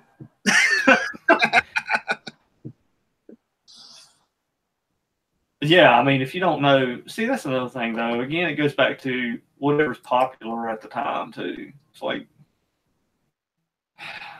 I don't know. I, I think what you're probably going to see is, like you said, you're going to see more people who actually know what Bitcoin is staying with it, and other people who didn't become millionaires overnight are just going, well, I don't really understand why I invested $500 in this. It's just no. It's like I threw away $500. Yeah, I want those people out of the market. That's how, and it's going to happen. Well, you said you've already seen some of that happen. So ignorance is a bad thing, dude. I mean, it's just. Yeah, well, that's why I've been trying to educate everybody about it, because it is the future, and you're gonna learn about it at some point. And the earlier you learn about it, you're gonna have to use it at some point. Is the thing. It's not just you're gonna have to, if you want anything online. That's going to be the preferred. Yeah. Payment. Yeah. Anybody who has a PayPal account now in 5 years is going to have a crypto wallet account or a crypto wallet. Everybody. If you do any kind of online market or purchasing, you're going to have a crypto wallet. Yeah, I mean, it's because, dude, I'm going to tell you something, too. Anything I could get away from freaking PayPal, I mean, that's another thing. I just can't stand PayPal. I hate those. Yeah. I hate that crap, man. But it is like you said. It's going to be to the point where the market. That's all you're going to be able to, and it'll be easier for people too. That's what they don't understand. Is, you don't have to worry about actual processing anything. It's more of a. You're not carrying $20 bills around in your pocket. And I know some people are like, well, you can do that now with your debit card, but I think the process will be a lot easier. Did you get in yet? No, I'm going to, though. I'm waiting for this week. I'm supposed to get my check from Vox. And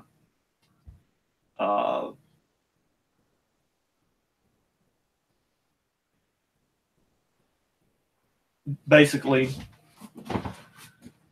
once I get that paycheck, I'm going to have enough money to actually buy into it at a decent. I could make this so that we don't have to look at your face. What's wrong with my face? Is it just me now? That's just, let's see. Yeah. Okay. Well, anybody who's going to probably rather watch. Huh?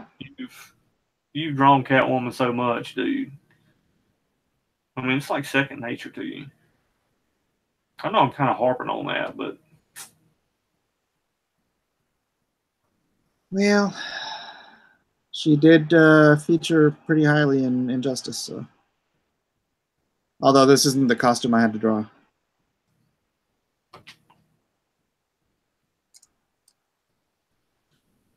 What was it? I can't remember the costume in Injustice. Which one was that? She had yeah, it was kind of funky. I wasn't a big fan of it.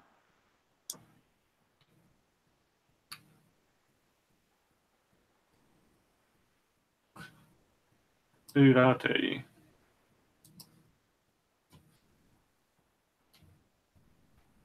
Well, I hate drawing on a Wacom tablet. Dude, Randy has this really nice one at his house. Yeah. I mean, it's the top of the line one, and he never uses it, dude. Never. Yeah. I mean, it just. Oh yeah, I've got a. I have a Cintiq I don't use.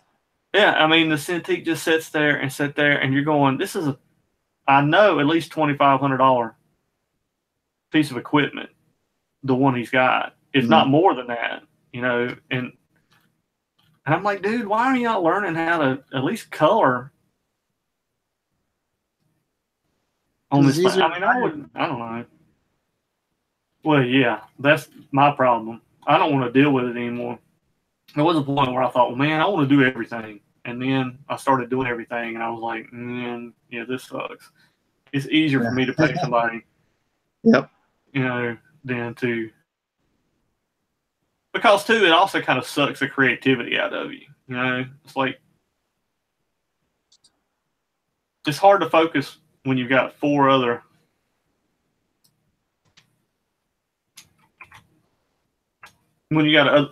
stages that you're going to have to worry with. But Yeah. I don't know. And plus, I just don't have the skill some of these guys have on coloring. I mean, some of these people are freaking. Man. Yeah. Of course, I don't. I don't get how they do that. I mean, I hear colors say they do 2 or 3 pages a day, and I'm like, dude, the coloring takes me like forever. Well, the worst part for me is always making sure the line art is clean and, you know, it's set up correctly.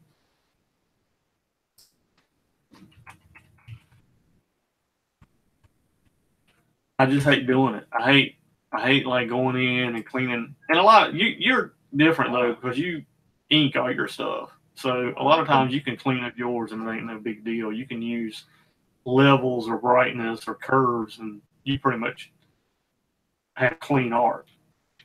Whereas I'm a horrible inker, so I try to do very tight pencils, which you can now scan into, and you know, you can pass them off as, I would say, inks. I did that on Sword.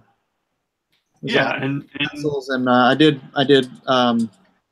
deadline outlines in marker. Yeah. And see, and that makes it a lot easier. Yeah. Just even dropping that marker stuff in you're talking about. But just doing it straight from pencils, it can be such a pain because you got to go in and use that erase tool or the what's the other one called?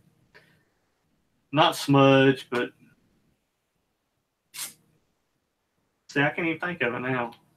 And a part of the problem is too is I started using Manga Studio too, and Manga Studio is set up so different than Photoshop. Sometimes I get confused as to what I'm doing. I'm like, what? I should have just stuck with one program. Yeah. But in saying that, the Manga Studio stuff is so built for comics. Like they went into it with the idea that this is going to be used by comic artists, whereas Photoshop, you know, you're just part of the big machine. So, have you ever used Manga Studio? Yeah, I used to use it for doing like gray tones and stuff for Hand of the Morning Star. And it was great too, wasn't it? For doing, especially the gray tones. Flash lines, man. Yeah. And it's just a hard program. I hate the fact that I spent so much time in Photoshop. I wish I'd have spent that time learning Manga Studio. Right. Just because, again, I think if you're going to create comic book stuff, this is the real program you should be using instead of Photoshop. Not that Photoshop is bad. Like I said, I mean, we've used Photoshop for how long? I know, right? To me, I wish something like Manga Studio would have been around the same time. Dude, I remember coloring, oh my goodness, coloring with markers and having to do steps, you know? And actually, one of the guys who used to color over Jim Ballant on Catwoman, his name was Buzz Setzer. He's the first colorist I ever worked with and learned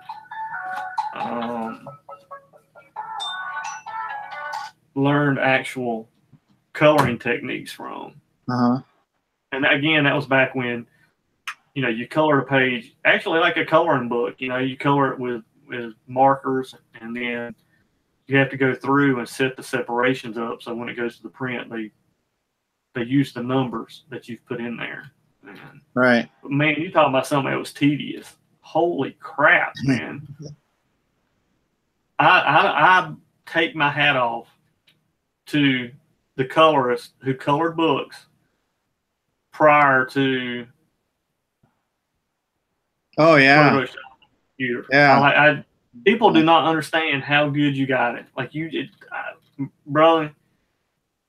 As much and they never got any credit really for doing it the way they did. yeah. You know, they never. You know, colors were never a. They were just an afterthought. And I always thought, man, you guys do more work than anybody. Like you.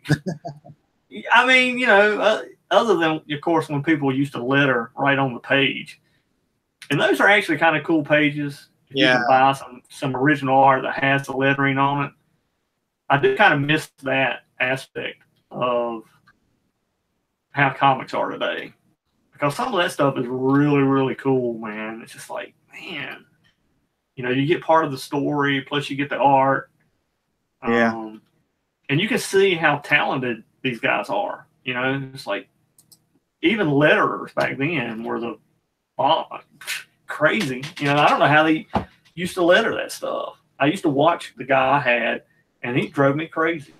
I would be like, dude, there's no way I have the patience to do something like that. Nor do I know calligraphy well enough to be hand doing anything. See, she's got that come hither look, man. Look at you being all.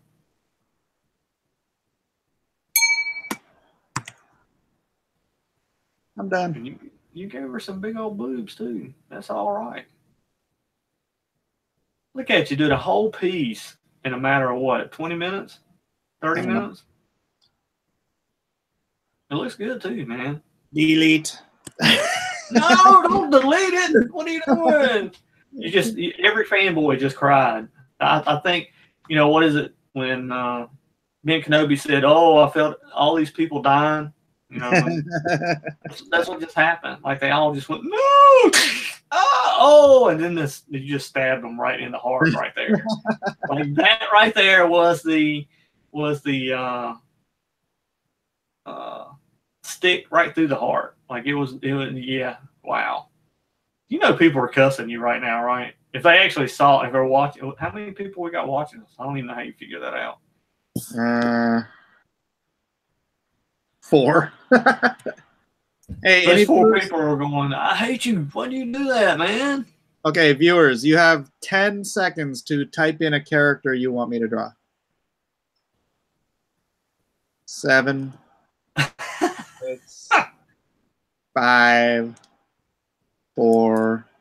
You know, 3. Does this chat not work? Is there anybody out there I don't know. who knows how to use it? It does say we have it said we had 5 viewers and now it went down to 4. You must have run somebody off real quick. They were like, "Oh my God, he destroyed that Catwoman. What a piece of crap." You know, right. I've never seen you draw a Ninja Turtle, dude. Not one time. So what? Do you hate the turtles? I have them. I did, but I did them more like real turtle, like sea turtle faces. Really? Yeah. Why did I ever seen them? Have you got a You got Google it. Print? Yeah, I got it. Yeah. Who am I talking to? Of course you got a print of them. I mean, you're almost as bad as Terry. Almost. I don't think anybody could beat that dude when it comes to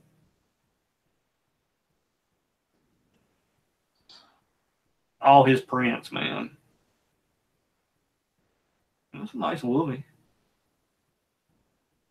You remember Dark Claw? Yeah. Did you not like any of those Marvel DC crossovers? I didn't read them. I think I did read. I think I read Amazon. That one was pretty good, man. And so was the Spider Boy. The one that had like the Superboy and Spider-Man mix. Dark Claw wasn't bad. I mean, some of the designs are pretty dated now, but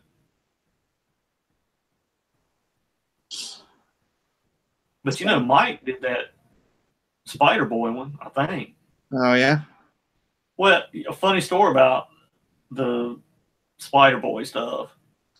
A lot of times, people will when I talk to artists and they're like, well, man, you need to pay me for my time. You know, it takes me a day and a half to do a page.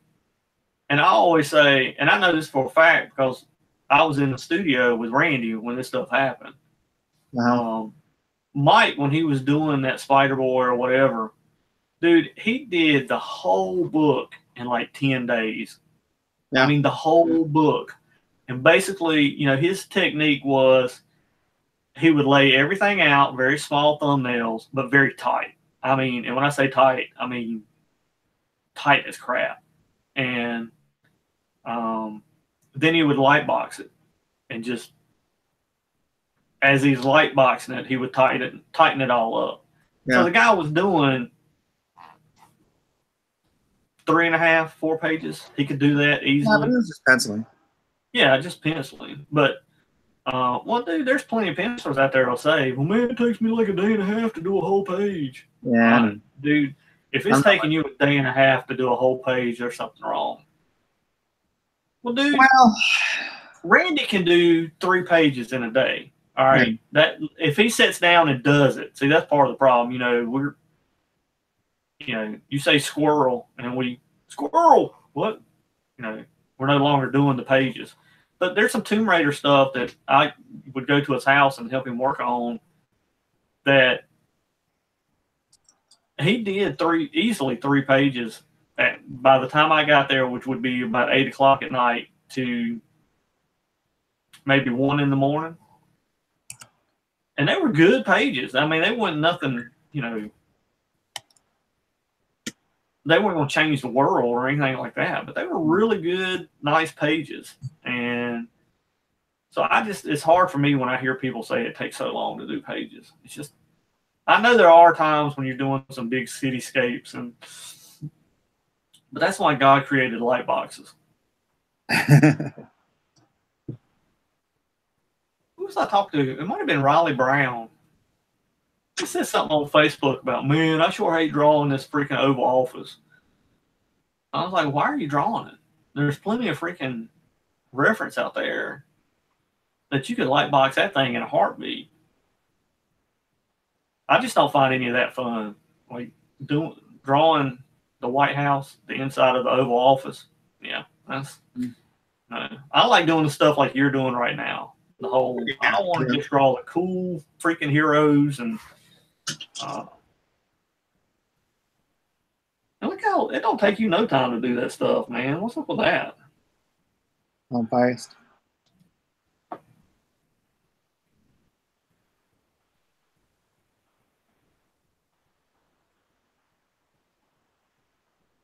Dude, I'll tell you, it's always something. What? Well, my wife, she just kind of. Elijah, you go help JoJo.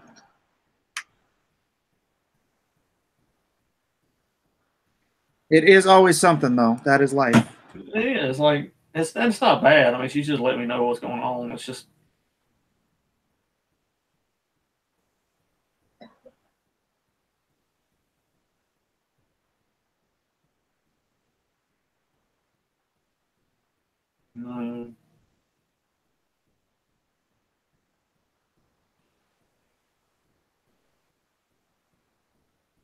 Okay. And I text slower than any human being ever. You know, I still do the chicken pluck. Now I can type, and this is a killer thing, is I used to be able to type between 70 to 80 words a minute.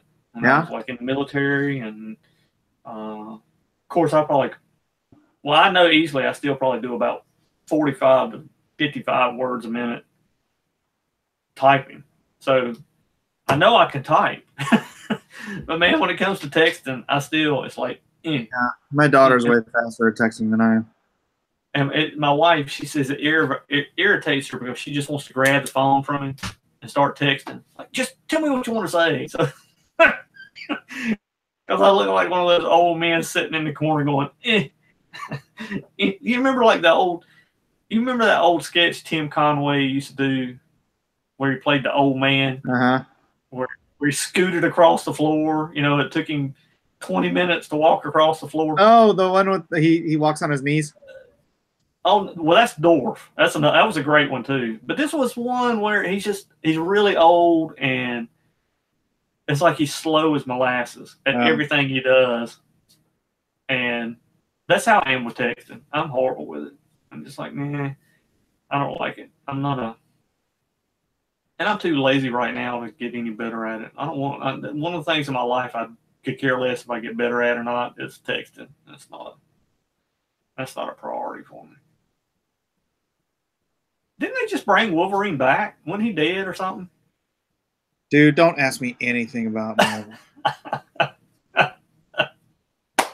Oh man, I'm being serious. I really don't know one way or the other. I do remember I thought he was dead at some point in time, but I'm probably going to email you tomorrow about that Gungul piece. You know what? I'm still working on that Game of Thrones cover I was working on last time because you saw the freaking. You put some mad detail, and that's why I told you when you started helping me with that design. I was like, don't be going all bat crap crazy like you did with that stuff, man. Dude, holy cow! It took me like 2 hours just to do the chainmail on the back of one horse. Right, I know. And here's the kicker: that how much of that is going to show up when you actually print it? I don't know. It's going to be covered by the words Clash of Kings. But it'll be a nice piece to sell. I don't sell my originals. What do you mean you don't sell your originals? I stopped selling my originals years ago. Why? Why are you being that selfish? What's up with that? You need to share your art with people, man. Because I don't want to be one of those guys complaining when they're 70 years old that they sold all their originals back when they could get the price of a nice dinner for them, and then now they're on the market going for the price of a nice car. Well, yeah, I mean, I can see that aspect of it, but the problem is you're never promised tomorrow. So I don't know. I'm on the field of. I tell you what, though, I promise you, if I get money for it today, I will spend it. yeah, I would. There ain't. Although I have relinquished that, or not relinquished, but I put a temporary hold on that, and I have sold some pages just to buy crypto. Well, that's a good. I mean, that's the future investment. Well, now I will say, even how Randy is, because Randy, there's been times where he sold some Witchblade covers. And, he sold them for a decent price back in the day. But now, especially the one where she's like leaning up against like a chain link fence. I mean, it's a beautiful freaking piece of art. Like, I mean, it's beautiful. And he's always, I bet I hear him 4 or 5 times go, man, I wish I never sold that thing. I wish I'd never. I never sold. Yeah, it's just like you're saying. He's like, man, I should have had that thing. I say that about some of the stuff that I sold back, a few years ago. And it's crazy because what I want to ask him is, what would you do with it if you had it? Well, I'd sell it. Yeah, I'll sell it for more. It's like, well, okay. I mean, I can understand that to a degree. It's just, I don't know. But see, here's the thing with Randy too. Most people don't know is he's got so much original art that he's just done for himself or whatever. That is just amazing. That nobody will ever get to see. And he told me, he's like, when I pass away, I'm giving you all this stuff, and you can do whatever. And I'm going, well, I'm telling you, if you give it to me, I'm going to at least make sure people see it. Like, I want people to at least know, the stuff they're missing out on with you. It's like, I don't know. He just hates the internet anyways. He don't post nothing on the internet. I have to beg him to post something on the internet. And a lot of times I'll post it for him. I'll be like, dude, just give it to me. I'll post it. Yeah. But he has started doing a whole lot more DeviantArt posting. And I told him, I said, well, you get on DeviantArt now and it's dead. you pick the time that when DeviantArt has passed away that you're going to start. For people who don't know who we're talking about Randy Green. Oh, yeah. Sorry. I just take that for granted. Yeah. I used to love this character, man. Yeah, they've butchered him. It's like anything at Marvel, though, man. They had so many great characters that they've just. But you're right, Wolverine. What was it when John Byrne was doing the first? What did he do? The first 10 or 8 issues of the first Wolverine run. You mean after the miniseries? Yeah, because that was the one where you had the cool arrows all in his back, and yeah, oh, man, those were some good things, man. And you remember one of my favorite runs was when Hulk was the Gray Hulk, and he was doing the Mr. Fix-It role, like he lived in Singapore and he was a bouncer. And yeah, I didn't follow it. I was never a huge Hulk fan. Well, I'm not either, but that was one of those times that it was like, this is really cool. Like you've taken a character and you've done something with it that it's just kind of a cool concept, you know what I mean? Because that was when Wolverine was sent to Japan and he was doing all that. When he came Mr. Patch, ain't that what he came? Something like that, Patch. Yeah, I was not. I don't think I was even in comics at that time. That was during my banishment. Yeah, it probably. Yeah, I mean, because that was, man, that had to be early, late 80s. Maybe mid 90s, maybe. Was it? I want to say mid 90s. It had to be because I was out of the military by that time, and I was actually doing comic book stuff. But and I'm gonna ask you if you remember this company. I guarantee you probably don't, but there was a company called Samson Comics. No. They were like an independent company that had hooked up with Image, and it had Lou Ferrigno as the spokesperson. Well, he wasn't it was just he was the one that posed as Samson. You know, it wasn't like he really talked. He really talked for the company or anything like that. But those were some crazy times doing independent stuff way back then. People don't know how good they got it now doing independent stuff. Yeah. I hear all the time people going, "Man, you got to make sure you get paid. If you don't get paid, screw that guy." And I'm thinking, you know how much free work I did back in the day? And not that it's right, but there is some, but there is some kind of value to it to where I actually learn my craft, Yeah. Instead of thinking I knew the craft. You don't need to get paid if your work doesn't warrant you getting paid. Right. And I tell people that now, I'll look at them and go, you ain't need to understand that this is a business and you're only worth what I can make off of you as a business. Yeah. Now, that's just the hard truth of it. It's not I ain't trying to be ugly to you. I'm not trying to shortchange you, but look, I can't pay you to do a book that if I'm paying you $150, $200 a page, that I know I'm going to lose. Yeah. Yeah. There's just no way to do it. Imaginaries. Man, it was a great book too. I forgot about Imaginaries. You need to do a collection of that. Well, I just had I had the first 4 issues. I just threw away about 500 copies of it because they were. Man, don't do that. They were sitting out in the rain.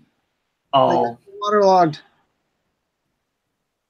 Oh, now see, you just broke my heart right there. Yeah. Oh, dude, that really sucks. I salvaged probably like 50 copies.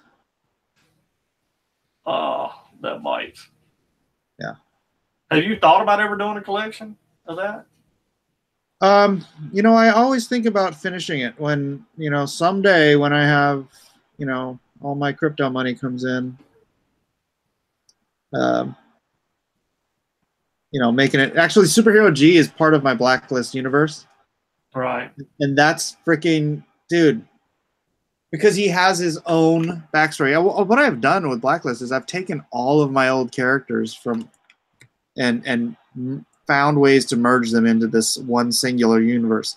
And you know, Imaginaries is like is in the imagination, but it's based on a real life boy, right?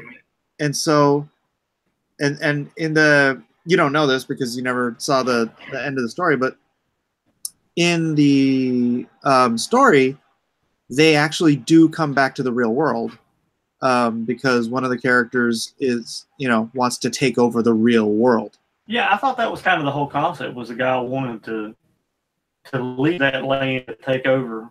Yeah, but see, in the real world, they're imaginary. They're not real. Right. But with the portal that they create in the imagination, the imaginary characters can actually come physically to the real world. And so this one wants to come here and take over this world, and then Superhero G has to show up, and powered by the imagination of his creators, his Tanner and Tanner's father, he's able to defeat the other character. But I was like, man, that whole story can now become backstory to this character in my superhero universe. Right? Yeah, man, don't ever throw anything. Man, I always reuse everything that I do. Yeah. Like it's funny you say that. I was just thinking today, I've got some concepts that are like just sci-fi concepts, and I was thinking, man, how can I fit this into like the Gun stuff and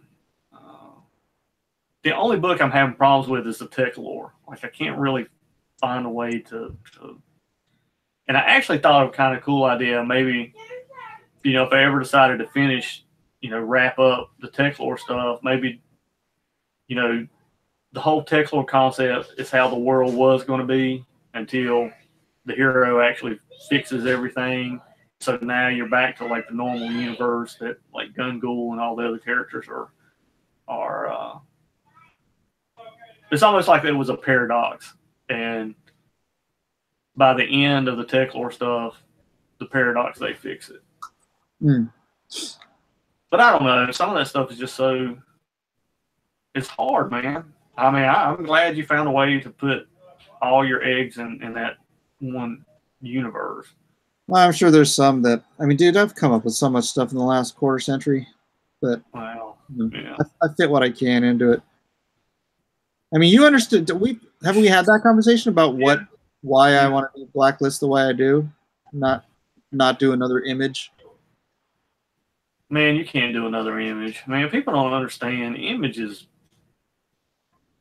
That's why when the whole Freedom Forge Freedom Forge thing came up and people are talking about like doing another, just the way they were talking about, like that's just another freaking image. Like I ain't down with it. I'm gonna do my own thing because my purpose is to not compete with. Everyone is image. Everyone is just some version of compiling different people's stuff, to sell as a single publisher. And it's like, if you notice, I've kind of backed off of the Freedom Forge thing because, I've put a lot of time and effort in like the Alpha Dog brand. And I just kind of felt like, well, man, I'm not going to give up all the work I put into creating this brand to basically just hand it over to a new brand. You understand what I'm saying? It's kind of like, I don't know, because it turned into something. It went in a direction I had no idea that was the direction it was going in. You had this conversation because and then when I heard things like, well, we've decided, we've done, we've picked, I'm kind of like, I don't know. I don't. that was never mine. And maybe I'm wrong. Was that always your intention? With what was my intention is to have a conservative consortium, right? That so that people can see the Freedom Forge logo and pick up a book and know that it's not freaking SJ. Right, that it's a conservative brand, right? Yeah, or at least not a conservative brand, but not you're not going to get SWJ stuff thrown down your throat. But you're still going to have your company. It's going to be your company, and you're doing the only thing the Freedom Forge thing is just like you said, a label clarifying, hey, this is not going to be. Yeah, it's basically a modern day Comics Code Authority stamp to me. Right. That's what I thought too. Now, see, that's what I'm saying. That was and then it just turned into. Well, James wants to publish as Freedom Forge, and right. Yeah, I don't really care that much, but you know, my Freedom Forge logo isn't going to be as big as my, you know. Alpha Dog is always going to be the biggest Blacklist on my, a big logo on my thing. Right. The Freedom Forge will be on there in one of the corners or another, you know. I mean, I might have it on the inside, you know, or like you said, put it on the corner somewhere. Like, hey, this is, you know. Yeah, like this is a conservative. But it's like, I'm just, I don't, man, because I want to say, do you guys realize how much work y'all are wanting people to do? Like, if you're doing the stuff you're doing, that's a lot of work, man. That's not like, dude, that's an awesome piece, man. You suck. I don't understand. Do I suck? No, you suck big. I mean, I hate to tell you that, but as a friend, I'm going to tell you suck, man. I hate you, dude. And then you're going to delete it? Is that what you're getting ready to do? I have no reason to keep it. Oh, man. You can use it for a sketchbook. Don't delete it, man. I would never publish this. Why? It's crap. You're crazy. Dude, you are nuts. People love seeing that kind of stuff because of the energy it has in it. You're just crazy, man. But my wife actually just got home. I might have to get off here, see what she's up to. All right, brother. But I had fun, man. Thanks for the help, too, on the night stuff. I appreciate it greatly. Woo. But you going to be around this week, or are you going to – what's your plans for this week? Thursday or Friday, I leave for a winter high school camp at the church, for the church. Awesome. Before that, I'm going to get as much. Well, I got to finish this Game of Thrones cover. Look at this. Dude, you suck. I know. I mean, that's crazy. I don't know what you're thinking, dude. What crack are you on, man? I mean, I'm literally asking you what crack you're on because that's just. I don't know why. Dude, if I had to do what you just did, I would blow my freaking head off. I mean, literally, I would, or gouge my eyes out. One of the two. Like, there is no way in the world I would do that. None. There's none. I just get. You know what I'd have done? I'd have said colors. You know what you need to do? You need to put a freaking chain metal. I'd just draw a big old square and go, you need to just drop some chain metal pattern right there. And a big line and big arrow going right there. No, so I ain't got to draw all that crazy stuff. Well, yeah. But you're not going to sell it, so what does it matter? You're just keeping it. I'm an artist. Sorry, dog. Well, yeah. But so you're going to do some work from Monday to yeah, then what else to do? I have I need to keep working on Meg. And I don't know, if I find some time, I have other projects I need to work on. So well, me and Randy are actually going to see Manzinger Z in the theaters tomorrow night. Yeah. Oh, really? It's only got one showing. It only has one showing. And the odds You're not of going to us go see Black Panther? Nah, I could care less about it. That movie looks good. I mean, all of the political crap. I'm hearing about it. You know what I'm saying? That's the thing. I'm in the same camp because every commercial I saw for it, I was like, oh, that looks cool. I can't wait to go see it. And then all of this crap, I am sick of hearing about it. And I'm not saying it's not going to be a great movie because it's like you said, it looks freaking awesome. It does. But I'm just so tired of seeing it. It's like, man, they have overflooded the market with like, God, Black Panther is on every 2 minutes, man. It's like, oh my gosh, dude. You heard about the Rotten Tomatoes thing? No, well, the 100%. Yeah. Apparently, if you think Disney is not paying these people, I don't know what to tell you. I mean, no, dude, freaking, it's the social justice warriors at Rotten Tomato. They don't need money from higher up to be like, oh, you can't have racist comments, and if you don't like it, you're a racist. It's like, well, you know, and two, see, that's what I'm saying right there. I'm just completely, my heart is all out of the movie. Just even thinking just about that little bit, I'm just kind of like, yeah. Oh, dude. And I want to see it. Don't get me wrong. Again, I think the movie is going to be awesome. I love the Black Panther. I love the guy who plays the part. I loved him in 42. I loved him in James Brown. Yeah. He's a great freaking actor. He's got his chops, and he is really good. He's up there with Denzel. You know, this dude he's got chops. And I really want to go and enjoy it, but I to the point now where I'm going to have to at least wait a month or something and let the commercials and everything else just disappear. Yeah, it's going to be the same way. You know, when Solo comes out, you're going to get sick of it too.